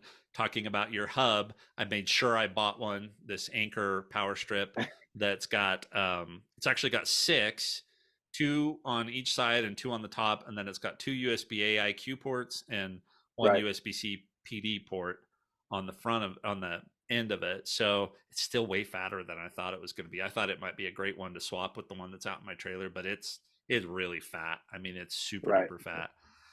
So I thought that might be the case, but anyway, it's not a big deal on any of this, and it's still nice to be able to wirelessly charge this stuff. Yeah. But just something to think about. It's again, it's Qi charging. It's not necessarily MagSafe, so it's not snapping into the perfect Yeah. The perfect location on position. these. Yeah, Yeah. And I told you that was always a problem with mine. And I keep my AirPods in my little Thor hammer here. I don't have the yeah, handle to it. That's the charging port. But So I don't use the wireless charging as much as I used to, but it was kind of the same. I had to get it right, just right, or otherwise it wouldn't charge. So I think that's why you want the new Qi 2 standards, because Apple helped develop those and they're supposed to have magnets built into that new standard. So right, not specific, they use MagSafe as the basis, but in theory, if they were Qi 2, there would be a magnet in the back of the AirPods that would snap onto the charging right. pad and put it in the right location. So Jason, I'm gonna make you. You told me not to do this. I'm gonna do it anyway. Hmm. Um, AirPods Pro 2, yeah, Yeah. they're all that. So I know Well, you told me so not to make you want to upgrade, but you just reminded me too. Before Wendy left for her doctor's appointment, she said she's going to give you her review of the Beats next week. So she didn't oh, really get to play with them. They came in the excellent. day we got on the ship. So she took them to the doctor's office. She's going to use them all week, and she's going to let you know what your recommend if your recommendation was a good recommendation. But we had kind of talked about it. We had decided on those before. You Yeah, just found a deal for us, which was an awesome deal, by the way. yeah. I Really, mean, really good deals. Wyatt's got two pair of those and Yeah, loves them, right? And there's still something to be said to not have the little stems pointing down, but they don't have all of the Apple fancy stuff. But here's the thing, yeah. I didn't expect, I expected feature upgrades. I did not expect audio upgrades on the AirPods Pro 2, right? I Okay. knew that they were getting the adaptive audio, the conversation awareness. I turned that off, by the way. It's not good. Um, it would Really? drop the Okay. volume, but it wouldn't return back to normal quickly enough. My Yeah. grandkids could trigger it, like I trigger it. I was out in the hammock and they're running around screaming and stuff, and it triggered Right. it. I've heard one podcaster say it triggers when he's brushing his teeth. And Right. then Right. the kicker for me is I sing along to music, especially if I'm out walking and riding. And the first time I did it, it dropped the volume and I went, oh, nope, Yeah. nope. So Yeah. conversation awareness is off. Now, the sound is better. There's a noticeable sound upgrade from the AirPods Pro first gen. Noticeable Okay. sound upgrade. But that adaptive audio, and like on one of my walks, a dump truck came by and it raised the volume so I could hear Oh, better. And when I'm out on my bike rides, if there's a truck starting to come, I can hear the truck starting to come and it starts to make some adjustments. And I think there's some refinement they can do, right. So I but didn't know it raised the volume too. I thought it just lowered it. So well, it's yeah. supposed to, that adaptive audio in theory is supposed to make the loud noises you don't care about. Remember Hmm. the jackhammer, right? Is supposed to make Right. that go away so you can hear more clearly. So it could be just isolating those noises and not raising the volume. And I don't know that I would be able to tell the difference, right? Because Right. it still sounds louder because when you first hear the truck, you hear the truck, right? I mean, I could hear the Yeah. dump truck coming, and then all of a sudden it's adjusted and I could hear my music the way I needed to. So I like that. But there's a quality update on that there. So I think it's they're definitely worth considering um, when you're ready for the upgrade. Okay. Yeah, I think I am ready, and it's one of those things where, like, I look for any and every issue that comes up with these things, the issue you fixed earlier, where one was connected and one wasn't, and it happened to me, but it was because it didn't go back in the case Right. properly and it was completely dead. That happened several times, so I'm like, okay, I'm ready to go ahead and upgrade, and then the problem goes away, and they still work fine. So Well, I'll tell you, I think the Prime Day deal right now has them $50 off. So the same price I paid at Best okay, Buy. So, okay, I'll look into that. But I do. I'm gonna keep a close eye too on these beats too because they sounded awesome when we were setting them up for it. They sounded really good. yeah. So we'll see. Oh, and mine got a better seal. Whatever minor design change they made between 1 and 2, they Right. seal better with the exact same ear tips. Okay. So, anyway. Okay.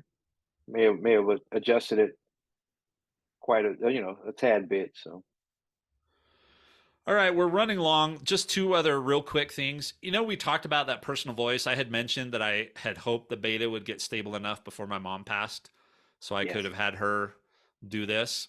I set mine up. It is, you can tell it's me, Okay. but the inflection and the changing your cadence and that kind of stuff, it's a robotic version of me. Right. Right. And I don't know how I would ever use it. I've got one of my back taps set to launch it. And so basically you do that and you type it in and then it reads off whatever it is. It's like on Top Gun Maverick when Val Kilmer is using his computer to talk, right? He's typing on the computer and then it's speaking. It's kind of what it Oh does. yeah, But sort of like that. yeah, Stephen Hawking's kind of thing. I'd like them to integrate it into other places, right? Let me type in a message and say send to Jason as my personal voice, Yeah, right? So I could that would type be the cool. whole, yeah, so stuff like that. But that was pretty cool. I would recommend everybody go in and set it up. You never know, right? You Yeah. never know if something's going to happen. And what I was thinking of from my mom, I thought it'd be really cool, like on my siblings' birthdays, to be able to send them a quick note in my Yeah. mom's voice that said happy birthday or something like that. So um, go set it up. So how robotic does it sound though? Because like you said, you can still tell it's you, right? Yeah. But it just it's missing the inflections and stuff. And remember, Siri was the same way, and then Siri improved. Is this something you think that would be improved in the I next few think years? so. I'm typing right now. Let me hold this up to the microphone and see if you can hear it. Okay. Here, Jason. Let's see if you can hear this. Yeah. So it does sound robotic, but I can definitely tell that it sounds a lot like you. So I do like it. It's about the quality that I would expect Yeah, I mean, it currently in this sounds version. better than I thought it would. Yeah. And it does take the 15 minutes to go ahead and set it up. And I sat here in my office at 11:30 at night, which is when I remembered I wanted to do it. Read all Yeah. those phrases, took about 15 minutes, and then you let it sit. And when I woke up in the morning, it was ready. So it did take Okay. all night, and some people have said it can take longer. So just plan on it, and it's all processing Okay. on device. I was able to go in. I didn't realize you could do this, but it's now shared with all my devices, so that same personal voice exists on all of them, and you can Okay. set up more than one. So the other thing I thought about doing was setting up. They don't have support for multiple languages yet, but I thought about maybe trying to set up a Portuguese one, just Yeah. instead of reading them in English, reading them off in Portuguese. But I would just go set it up. You just never know. I mean, if something unexpected happened and your whoever's left behind has your phone and could do that, that might be something they like, right? Yeah. Is to go in and be able to hear your voice again. So it's worth the 15 minutes. Yeah. And then finally, I did upgrade to Sonoma. It's fine. I'm glad everything is on the latest. I tried setting up a couple of widgets, and one of them, how you can put widgets on your desktop from your phone. Well, I tried setting up my to do one on there. It's just Mhm. there's too much latency for the updates and Yeah. stuff like that. So I've turned them off. There's just nothing that really impacts or interests me.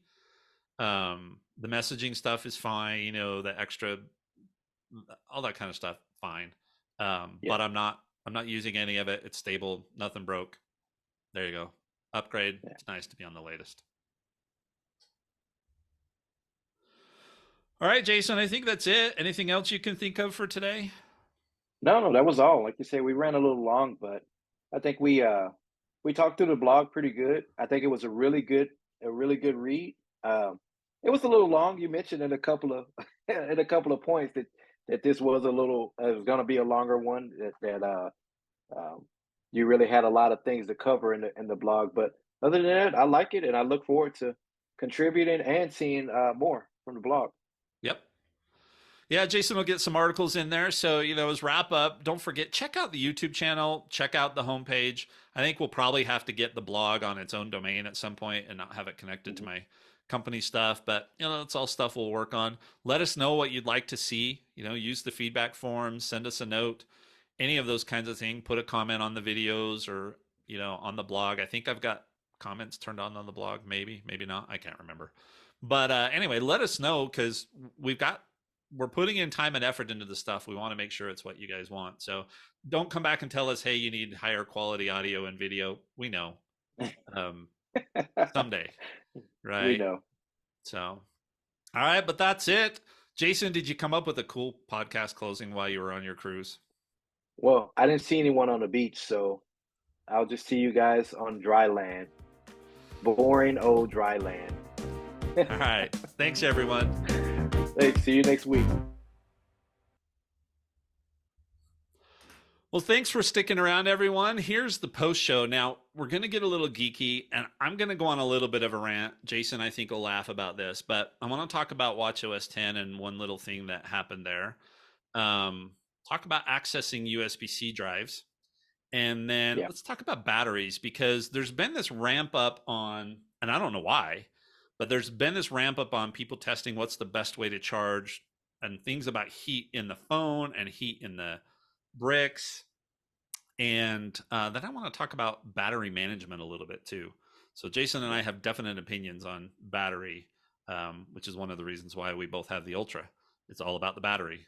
Right. So that's what we'll cover here in the post show. Appreciate you guys sticking around. So Jason, you always laugh, which when I talk about how much music I store on my phone and on my watch. So Right. I will tell you that I'm actually storing more on my watch now than I was before. And Wow. one of the reasons for that is I don't know what happened, but it seemed like the watch, when I repaired it to the new phone, wasn't recognizing that my music was on there. So I went back in and I re-added.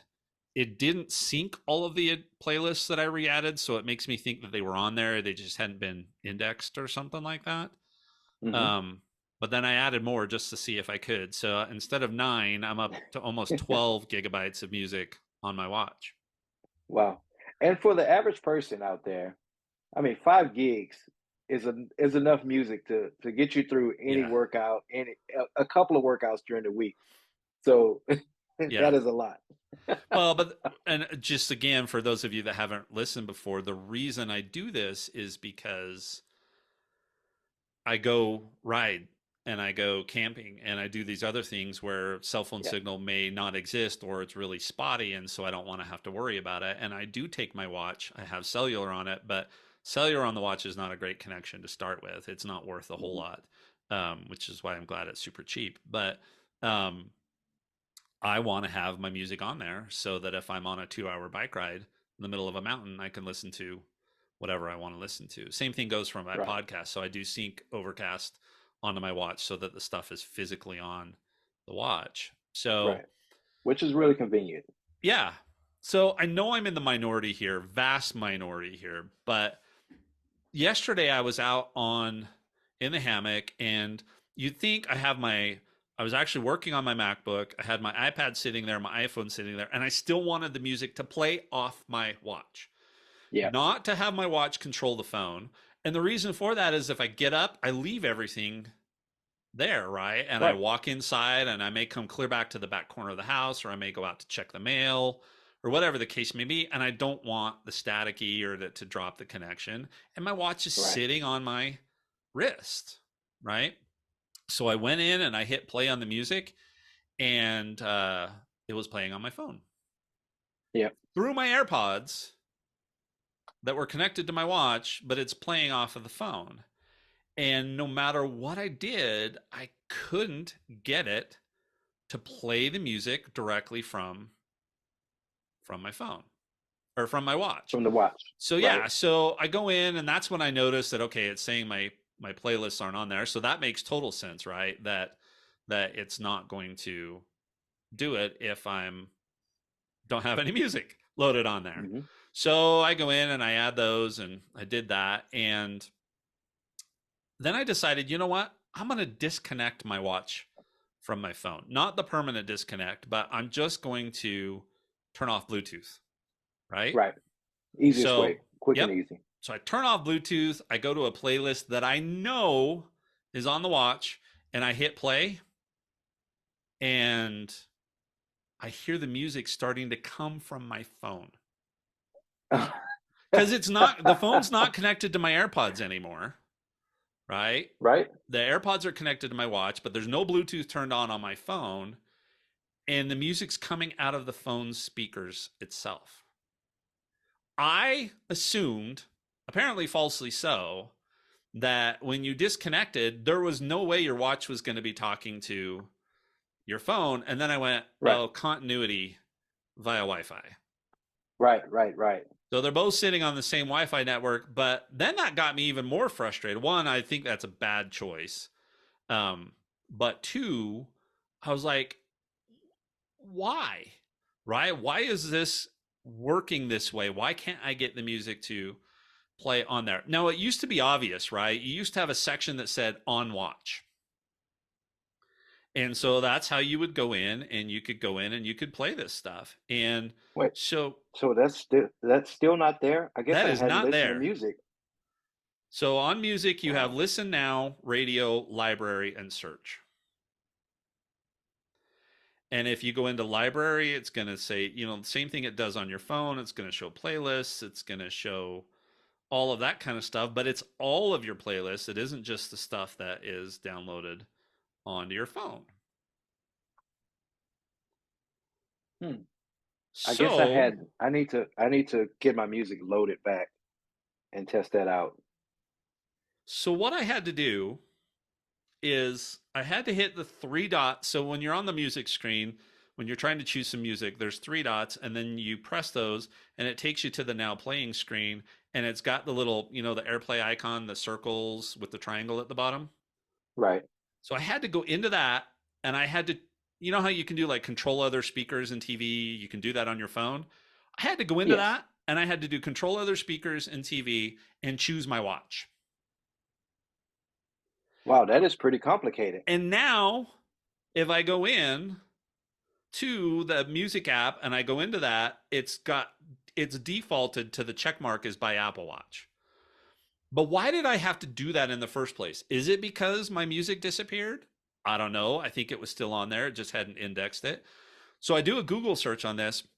Tons of people are having this problem with WatchOS 10, right? It's just not straightforward enough of me being able to specify what is playing on my watch versus what is Hmm. playing on my phone. Now, to be fair to Apple, 99% of people in Right. 99% of the circumstances, it's better that it's playing from your phone and just airplaying to you're just controlling your phone, which is airplaying to your headphones, right? Or collected Right. by Bluetooth, because it saves your watch battery and more processing power and blah, blah, blah, blah, blah, blah, blah. But it used to not be this dang complicated. No. So why? Right? Give me a section that says on watch and a section that says not on watch. And I could stream. I've got a cellular version of the watch, so I could stream that stuff if I want Yes. to, but make it easy for me to choose where this stuff is going. And so I love my watch, but this one thing has me a little bit flustered about this Yeah. because I got it to work because I'm tenacious and I'm willing to try things. The Right. normal You person want that, it to work the way you want it. yeah, Yeah. that went out, they would never have figured that out. Yeah. Yeah. So now that you made the change, is it going to default now to the watch? Are you changing the settings? No, I mean, Assuming now it's, some update doesn't change it back. yeah, now if I go into listen now, it's showing first all the playlists that I've added onto the watch. So now the listen now seems to be what it's supposed Hmm. to be. So I'm going to go switch this. Okay. I'm going to say control other devices and speakers, and I'm going to go to the phone. And now if I go into listen now, let's see. It looks exactly the same, except for Mm. now, up in the upper right on the three dots, there's a little phone, itty bitty phone icon down in the bottom right.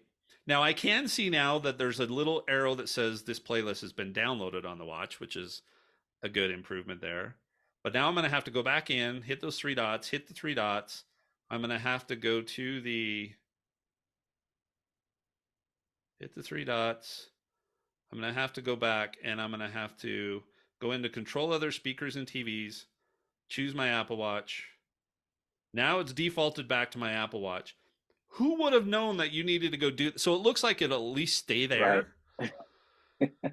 But so The two average person questions. wouldn't go through this trouble. No, but two questions, right? And I get it. This second one I think applies to everybody, but one, why not make it easier? Why not make it obvious for those of us that want to play this stuff straight off of the watch? Right. Because I don't want to stream when I'm out, because the cellular connection on the watch, again, is not great. And there's always buffering. Like it buffers like a song and a half, and I'll get halfway through the second song, and then it's got to buffer again to pull down Right. the rest, especially where I walk and if I go up in the mountains and stuff. So that's number one. Make it easier to do that. Let me choose what the default is, which hopefully this will stick now. I'll report back. Mhm. But then the other thing that happens all the time is there's this auto switching on our devices, right? On our headphones because of the Apple chip that's inside, right? Yes. So why on my watch, and I have not used my Beats with this watch yet. Okay, haven't used it at all. But why, when I go use my AirPods on another device and I come back to do something on my watch, does it not remember that I connected to those AirPods last Right. and connect easily? Because like if I go hit Overcast and I'll hit play on a podcast, it's going to pop up and say, where do you want to play this audio? Right. Well, there's only one Instead of it option. just They yeah, won't they it's my won't AirPods. they won't let me play out of the watch speakers. The only option that I have, since everything else is not connected at the moment, my Maxes are in their case, so they're not connected. The Beats are not connected. The only option that's showing up there is my AirPods Pro 2. Why don't you just automatically connect to that? Because, and keep that connection, because half the time I have to do that 2 or 3 times to get it to actually connect and Yes. play, right? So this goes back to that thing about, I feel like, some things are just not quite where they need to be in the back end. Now, this is a really, really itty bitty device, It right? There's is. not a lot of processing power. The radios and stuff in it are not the same as are in the phone. So I get all of that kind of stuff. But this is what I want the watch to be, right? I want it Yes. to do all of this stuff. I get it if you don't want to do all the auto switching, fine, but just make it easier for me to know exactly what I'm doing, set it the way I want, and then please remember my settings. Right. Right. So, and I know you said you're in a small minority that want this, but I think if it was easier to be able to navigate all of that, right? If it was easier, remember transferring music to the watch was a hassle. Hassle. I know Yeah. you said it's improved. I hadn't tested it for myself, but if things were easier, more people would do it. And it just sounds like one of those things where this may be that complicated to discourage people from doing it. Yeah. You know what I mean? I wouldn't want to think that Apple would want to discourage people from taking advantage of features that are available, but if it was easier, more people would do it. And Yeah. that's just not the case with music streaming on the watch, though. First time you launch the app, have it pop up a thing that says, "Hey, did you know you can move music onto your watch and play it Right. even if your phone's not around? Tell us what to move. We'll move it tonight while you're sleeping, while it's charging, or whatever the case may be. And then, oh, by the way, if you play this music, do you want us to play it from your watch or from the phone first?" Right.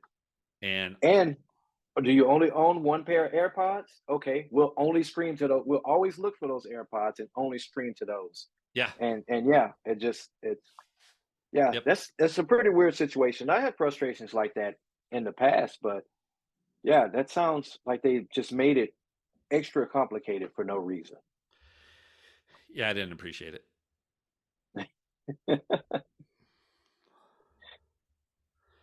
Okay, so one other geeky thing, I think this is pretty cool, and it's going to tie into our battery management and charging stuff.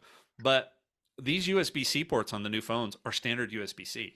I mean, everybody thought Apple might do something Right. proprietary and lock it down, and you wouldn't get full functionality. Yeah. Try to But dumb it down like lightning or something like that.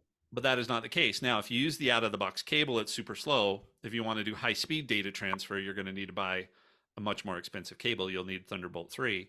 But Hmm. what this does mean, and they actually have a feature that requires this, like if you want to record 4K video at 60 frames per second, you have to record straight to an external drive because they don't want you taking up your entire iPhone Right. hard drive, right? And you and I have both talked about you start recording something and your storage gets full and it says, "Oh yeah, we're done." Yeah. Yeah, we're And it won't done. save the video. Yeah. No, we're done. So we'll put a link to this in there, but it's not just USB-C drive. So like you can plug in a USB thumb drive, you can run a cable to a Mac. I've seen really fancy rigs where they were recording straight to their Macs, but they were using the phone as their video camera. Right. This also means, and I haven't tried this yet. I probably should. I don't have a cable here handy dandy, but you can charge your AirPods from your phone with a Hmm. USB-C to USB-C cable or a USB-C to Lightning cable, I think. Right. I'm You sure that'll can work. charge two phones. If you're two iPhones you connect by that, it'll they talk to each other and then they say, "Oh yeah, you've got less battery. We'll charge you from this other one." Yeah.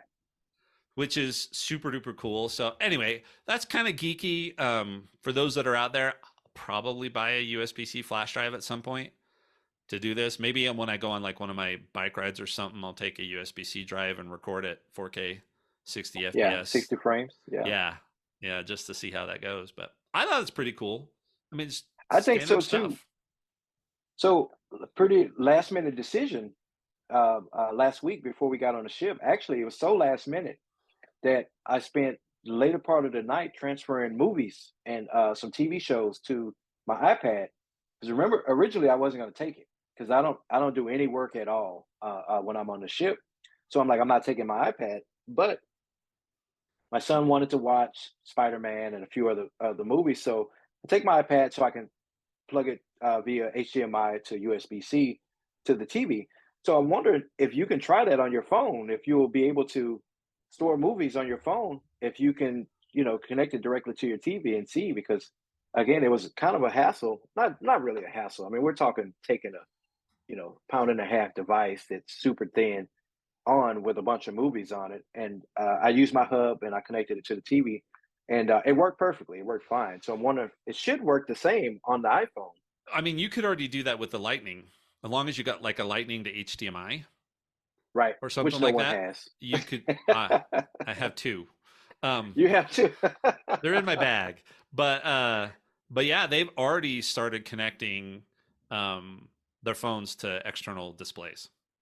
Okay. So all you need is a USB-C to HDMI, which I already had for iPads. So remember, I do a Right. lot of the support stuff for church, and people are always Yes. connecting something to a TV at church for their lessons and stuff. But yeah, I had that, and yeah, you're good. You can store it on your device and put it up on a giant screen. Right. Right. Okay. Well, I mean, I figured it essentially should work the same. I was just wondering, have you tried it yet? Now the So, but pretty cool. question is, can I load a bunch of movies on a USB-C drive?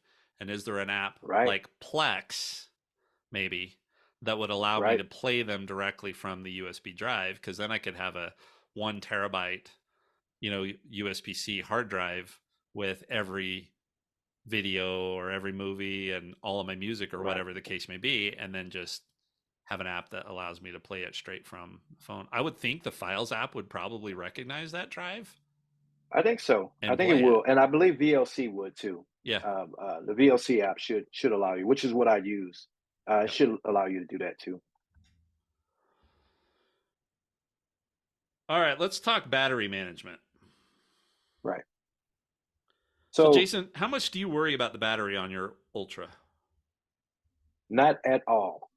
And this has always been my rant. You've heard me through the years rant over and over again about battery life, right? Why does every other bit of technology improve Bluetooth radios, right? We're at Bluetooth 4.0 or whatever right now, and wireless radios, and Apple's making their own silicon now, and these processors they're doubling and tripling in speed every year. But the batteries are basically the same batteries we've had for years now, right? Now, I know they've made some improvement on the software end and they kind of manage charging and stuff better. They've gotten smarter, but they hadn't improved their capacity, right? To make the battery last longer, you have to stick a bigger battery in the Yeah. device. And I, um, I want to treat all of my other devices like I treat my watch, right? We don't worry about battery life at all on the Ultra. Uh, Not so much on the phone, not like I used to. It does have the all day battery life thing. Absolutely not on my iPad. I can't get anything done on this iPad, and it is brand new, and the battery life is terrible on it. So I don't want to make this whole post show about me ranting about how much I hate battery technology, but you would think it would improve better and Yeah. within the last 10 or 15 years that we've been dealing with these devices. There was an interesting discussion on ATP last week where they were talking about how much thinner do we think phones can get, especially now that it's USB-C instead of Lightning, which is in theory Right. a thinner connection. And the battery topic came up. I mean, you know me, I'd rather have a little thicker phone and ridiculously good battery life versus a credit card that I feel like I'm going to bend or break or something like Right. that. But Yep, that yep, was one of same the here. that was one of the considerations they had is that until they figure out solid state batteries, right? Mhm. Then we can make them thinner and improve the capacity. That's going to be a constraint. I mean, we're using lithium ion batteries right now, right? And if I think about the RV industry for the longest time was lead acid batteries, just like you have in your car, Yeah, right? And but now lithium ion batteries are the big thing because they've got more capacity, and so I guess we should be grateful that we don't have lead acid batteries in our right, phones. Probably a bad right. idea, but the Definitely. lithium ion stuff still has a problem. So yeah, I agree with you. And in the meantime, all the things you mentioned, right, about better job with software management and stuff Right, like that. right. I so here's my problem with iOS 17. I've got the Pro Max. I should never Mhm. have to worry about the battery life, Yeah, right? at all. With the And default settings. correct. And they've got and Apple's trying to preserve the life of these phones. That's part of their, their carbon neutral initiative, right? They're trying to Right. preserve the battery life of not the life like I can get a full day's charge, but how many charges you can get out of a single battery or how many years can I go, right, on Yeah. the same phone without having to swap out the battery. And on my 12 I said I was still over 80% and it's 3 Yes. years old and I'm not easy on phones, right? Right, Excuse me. right. So what they've done is they do optimized charging. And the idea behind optimized charging is that if I don't charge it to full and then let it sit there and trickle charge for hours and hours Mhm. and hours, that it's healthier for the battery. I'm going to do less damage for the battery and it's going to last longer, meaning I can recharge it more times. So they've got that Right. optimized charging. They've put it on their phones, they've put it on the Mac. I hate it on the Mac because I never know when I'm going to unplug. And they're what they say about optimized charging is that it's going to learn your behaviors and only charge it to full right before you're going to need it. Yeah. Okay. It's not that smart, right? I mean, there's a long way to go to have it to really do that unless you are a absolute creature of habit. I take my phone off Right, the charger at the same time. I put it back on at the same time, 7 days a week, no exceptions to any of that kind of right. stuff. And if Now you I if have, you deviate from that schedule any bit, you're gonna yeah, be stuck with an 85% charge or something yeah. like that. Yeah. Now I have noticed with the Ultra that it seems like some days it'll charge to full automatically and other days Mhm. it'll only charge to 80%. So maybe they've got some improved algorithm in there, right? Mhm. But on the iOS 17 and I know it's on the Max, I haven't checked it on my other devices, but there's three settings now. No optimized charging, 80% max and optimized charging, Okay. okay? So I sit there and think, okay, which of those I should use? Well, I want to use optimized charging because I want it to know when I'm going to do this. And then I think about my new setup. I've got MagSafe on my desk charging. Mhm. I've got MagSafe in the truck now. I've got MagSafe on my nightstand. I'm taking this thing on and off the charger a dozen All times day. a day, Right, right? right. So I don't Which was have the my thought with my devices. yeah, Yep. I don't have the confidence that Apple, their algorithm is going to know enough to say, yeah, we understand that. So Monday through Friday, we're not going to charge it to max. We'll just let it go to 80% because he's going to be taking it on and off all these times. But on Saturday Right. and Sunday, he takes it off in the morning and it doesn't go back on till the evening because I don't walk into my office on Saturday Yeah. and Sunday, right? it seems like the I don't think watch it's might have, learning that much either. yeah, I don't think so. So then I get thinking, okay, well, I'd like the battery to last as long as possible. Now, by the way, this is the geek section, right? For most of your clients, you just need to tell them optimize charging, let Apple do its thing. If you ever find that you're Right. running out of battery, turn it off and don't worry about it. Don't stress about it. Your battery is going to last the 2 years you're going to have the phone, more than likely. Yeah. And if not, it's a cheap replacement, $100 or whatever the case is, versus buying a brand new phone, right? So for most people, they shouldn't worry about this. But I like to geek out on this stuff. And so then I get thinking, okay, I'm going to go to 80%. Is 80% enough to get me through a day if I don't put it on a charger at all during the day? So that's what I've been Right. testing. And the last 2 weekends, I've been okay with that, right? I've not had to worry about it, but I've mostly been at home on Wi Fi, Right. not out driving for 3 or 4 hours or out on the mountain ride for 3 hours where it's spotty cellular, where it's going to drain the battery more. So I Hmm. just don't know. What I want is when it goes, you know how when it goes on the standby charge on the MagSafe charger, it puts up the little circle in the corner that tells you what the Right. charge is at? Well, the Apple Watch Ultra does that too, but then you can tap on that and say charge to full. Hmm. And it doesn't seem to screw up what it's learned. But we don't have any of that flexibility here. So I'm thinking, okay, what do I do here?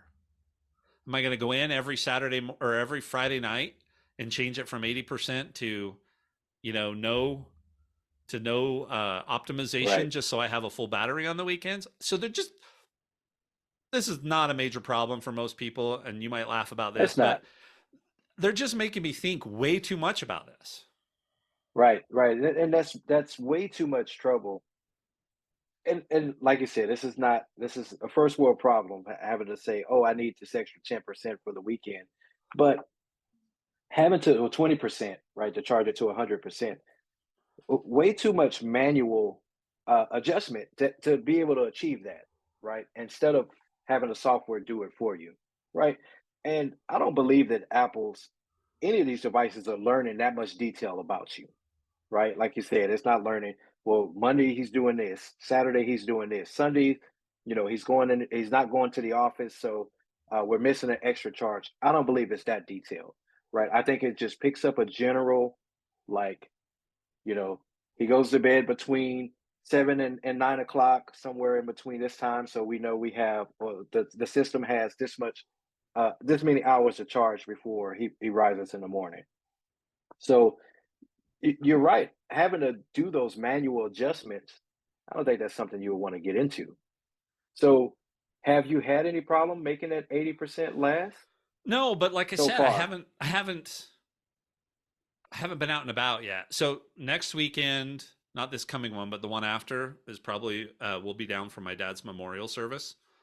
Okay. So That'll be a true test. I may be traveling that day, or most likely I'll be at the campground. We're thinking about going and staying down there for a few Okay. days. So, but either way, on Saturday and Sunday, I'm not going to have, because I haven't bought anything MagSafe for the trailer yet, right? Right. And you were going to go with some fast charging options too for the trailer. I Yeah, remember you mentioned.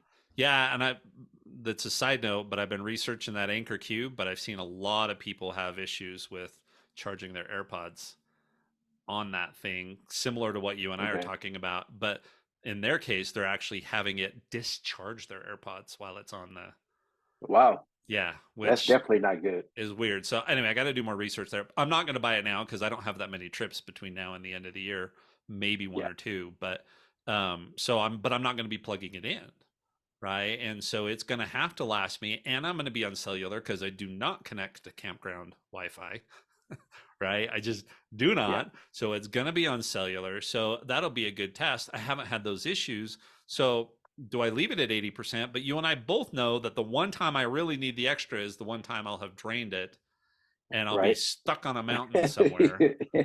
That's when you'll really need it. Right. Right. Right.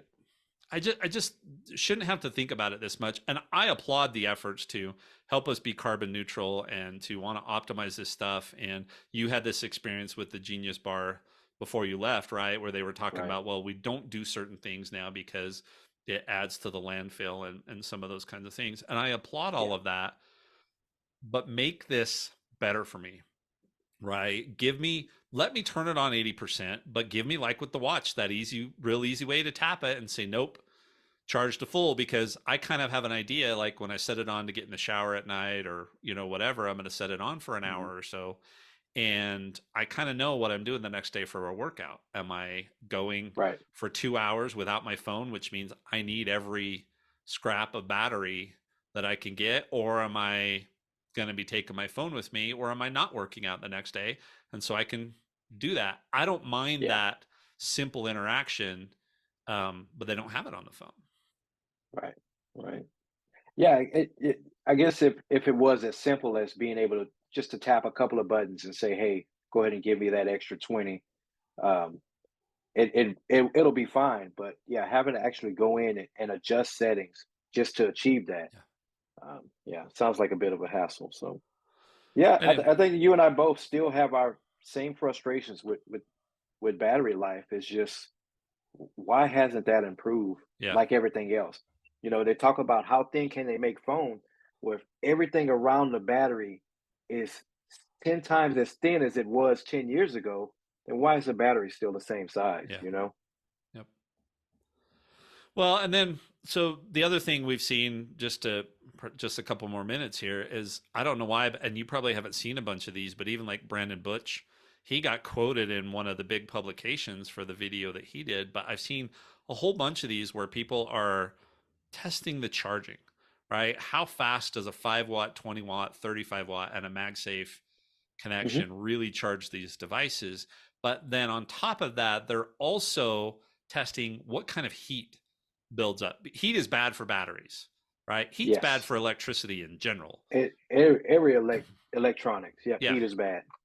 So what they're doing is they're using different kinds of bricks, Apple and non-Apple. They're using different capacities, and then they're measuring the heat of the brick and they're measuring the heat of the phone, right? And so they're doing all of these things, and I think part of that was Heatgate, right? Wanting to see, Mhm. but I think it's interesting that there's so much focus on this, and I kind of get wanting to understand what's the best way to do this. And the spoiler on any of this is that 20 watts is kind of seems to be the sweet spot. Right. That when you go above 20 watts, it's going to get a lot hotter, both the device and the cube, the charging brick, and you're going to get, a few minutes faster kind of thing, right? Right. It's not a huge deal. Right. Yeah. MagSafe, even on fast charging, is still slower than using a 20 watt brick too, right? Mhm. So, and then of course 5 watts is just going to take forever. I mean, that used to be plenty to charge our phones fast enough, and the batteries are so much bigger. So, Right. one of the reasons I wanted to bring this up, if you want to geek out on this stuff, it's fine. But this reinforces to me that we're in this state where buying cheap charging crap, because it is crap, most of it, is a It is. horrible idea. I mean, you were looking at some of these Apple made chargers and the Anchor based chargers, and things were hitting 100, 105, 100 plus degrees in temperature. And Wow. that's with, like, Anchor's got all of these protections and stuff built in, right? So don't buy this cheap stuff. It can destroy your device, it can start fires. Right. Um, so that was point number one. But the other point is Apple's proprietary stuff is not necessarily that much better than everything else, especially now that Yeah. they've gone to this standard connection, right? Lightning, there might have been some argument that the chip in the lightning end and the chip in the charger were talking to each other, but now that we're using USB-C, Yeah. but don't buy the cheap stuff. Yeah, and I think we made this point way back in like episode 3 or something when we were talking about our tech kits, and when we both kind of stressed the point that there's a reason why you can get a 5 pack of of iPhone chargers for $7. It's worth every bit of $7, you know? Go ahead and spend it extra to get an actual good, and we we're not sponsored by any of these brands. We wish, if Feel free to anybody reach at out. Anchor, yeah, anybody at Anchor or Belkin is listening, we would love to sponsor you guys, but those are the brands we stick with, Yeah. right? There's a few other ones, but Belkin, Anchor, these guys have been in the charging game for years, not just charging iPhones, but charging laptops and Yeah. all kinds of gear, all kinds of technology. So they've got all of the kinks worked out when it comes to, protecting batteries and protecting your device. So yeah, just spend the extra. Just get the good stuff. You don't have to, like Greg just mentioned, you don't have to go with a 35-watt charger. I know everybody thinks that, oh, I need to get the biggest one. And yeah, that'll future proof you for any, devices you'll get down the line. But 20 seems to be that sweet spot. It'll get your devices charged in the time that you need to charge, and they're the most cost effective, uh, Yep. charging bricks and stuff too. So I think if somebody asked me right now and said, I want my charging setup to just work, right? right, I don't want to have to worry about it. I would have them turn on optimization, right, on their device. yeah, I would then have them buy Anchor GAN charging brick. Like hmm my ideal one would be this. It's a 47 watt. Now we just said 20 watts is the best, right? This one's a 47 watt. One USB-C port will do 27 max.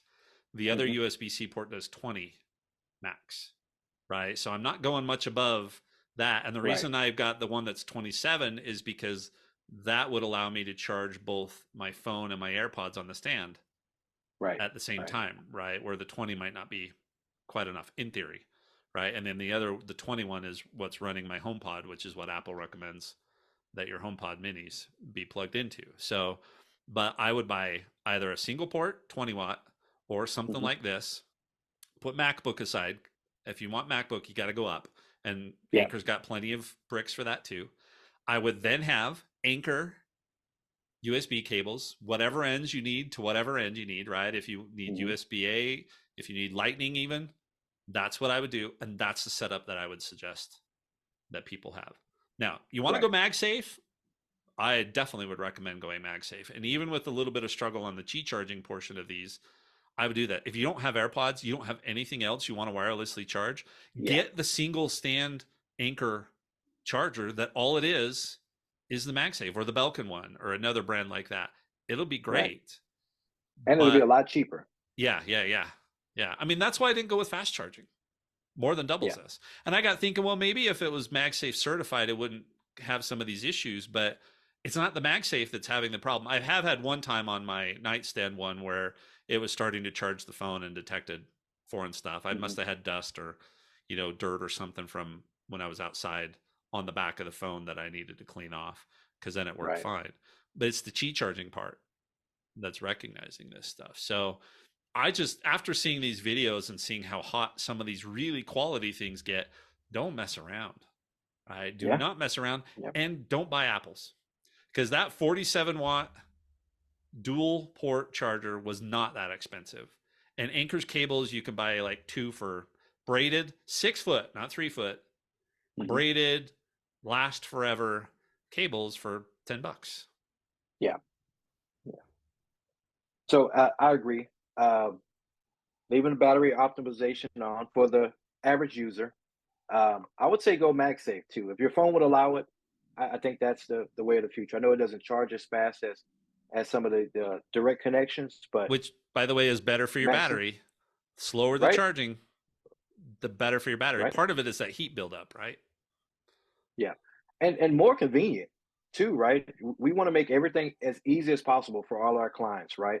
Being able, like I said, mine it just kind of snatches the phone out of my hand. I'm by the bed. I can reach over backwards sometime. I'm facing the other way. I can just reach over backwards and feel around a bit, and it kind of just grabs the phone and wake up in the morning and it's charged. So Yeah. charging the battery optimization, um, MagSafe charger, that's all you need Yep. for the average person. I Yep. would say go that route. The other nice thing about MagSafe is you don't have to worry. My wife's woken up a couple of times and said, "Yeah, I must not have pushed the plug all the way in," especially if you're using Right. cases, right? Because Exactly. Yeah. sometimes cases you have to force it to get it, make sure that it goes in. MagSafe, because it goes on there Yeah. and it goes ding, and there's a little very, very faint LED light that you could put a little sticker on if you wanted to, but that it's Right. charging and that you're going to be good to go in the morning. So, yeah. Yeah. Yeah. That's a good point. We didn't mention that cases do affect charging a lot. Yeah. So And yeah. apparently, the new Apple fine woven cases, this Steve Jobs would have never allowed this. I don't know how this ever got passed. The or the cutout in the bottom of those fine woven cases is not Mhm. perfectly aligned in a lot of cases with the USB port on the bottom. And then the other problem that other case makers are having is, remember how the headphone jack early on you had to use Apple's headphone jack, the Mhm. because it was so much skinnier than a normal one and you couldn't plug a normal one into the phone. Yeah. Well, a lot of cases have that same problem. Like if you get an Anchor USB-C cable, it's got a little bit thicker end that goes into the USB-C connector, and they can't get through the case. And a lot of Oh, cases are having wow. that same thing. And so it's like, yeah, those fine woven cases, the upgrade made the point that, yeah, it's great to go carbon neutral, but you can't charge luxury prices for a carbon neutral product that is clearly not luxury. Right. Right. So, We'll see them all on clearance here in the next few months. yep. Right. Just like those, I forget which, they had some really odd color choices on some of those Apple. It wasn't the bumper; it was just kind of like the back, and it had the padding in the middle. But they Yeah. had a weird, ugly orange and like a brownish green and like a ugly off blue. And I see those things in clearance racks everywhere. All right, Jason, anything else for the geeks out there? No, that was all. That was all. Don't cheap out on your chargers. And I don't guess let is your the point. clients do it either. Yeah, Don't. yeah. There is a reason why they're 10 for $7. So Yep. don't be cheap. All right. Thanks, everybody, for sticking with us. Have a great one and let us know what you think. Yep. See you next week.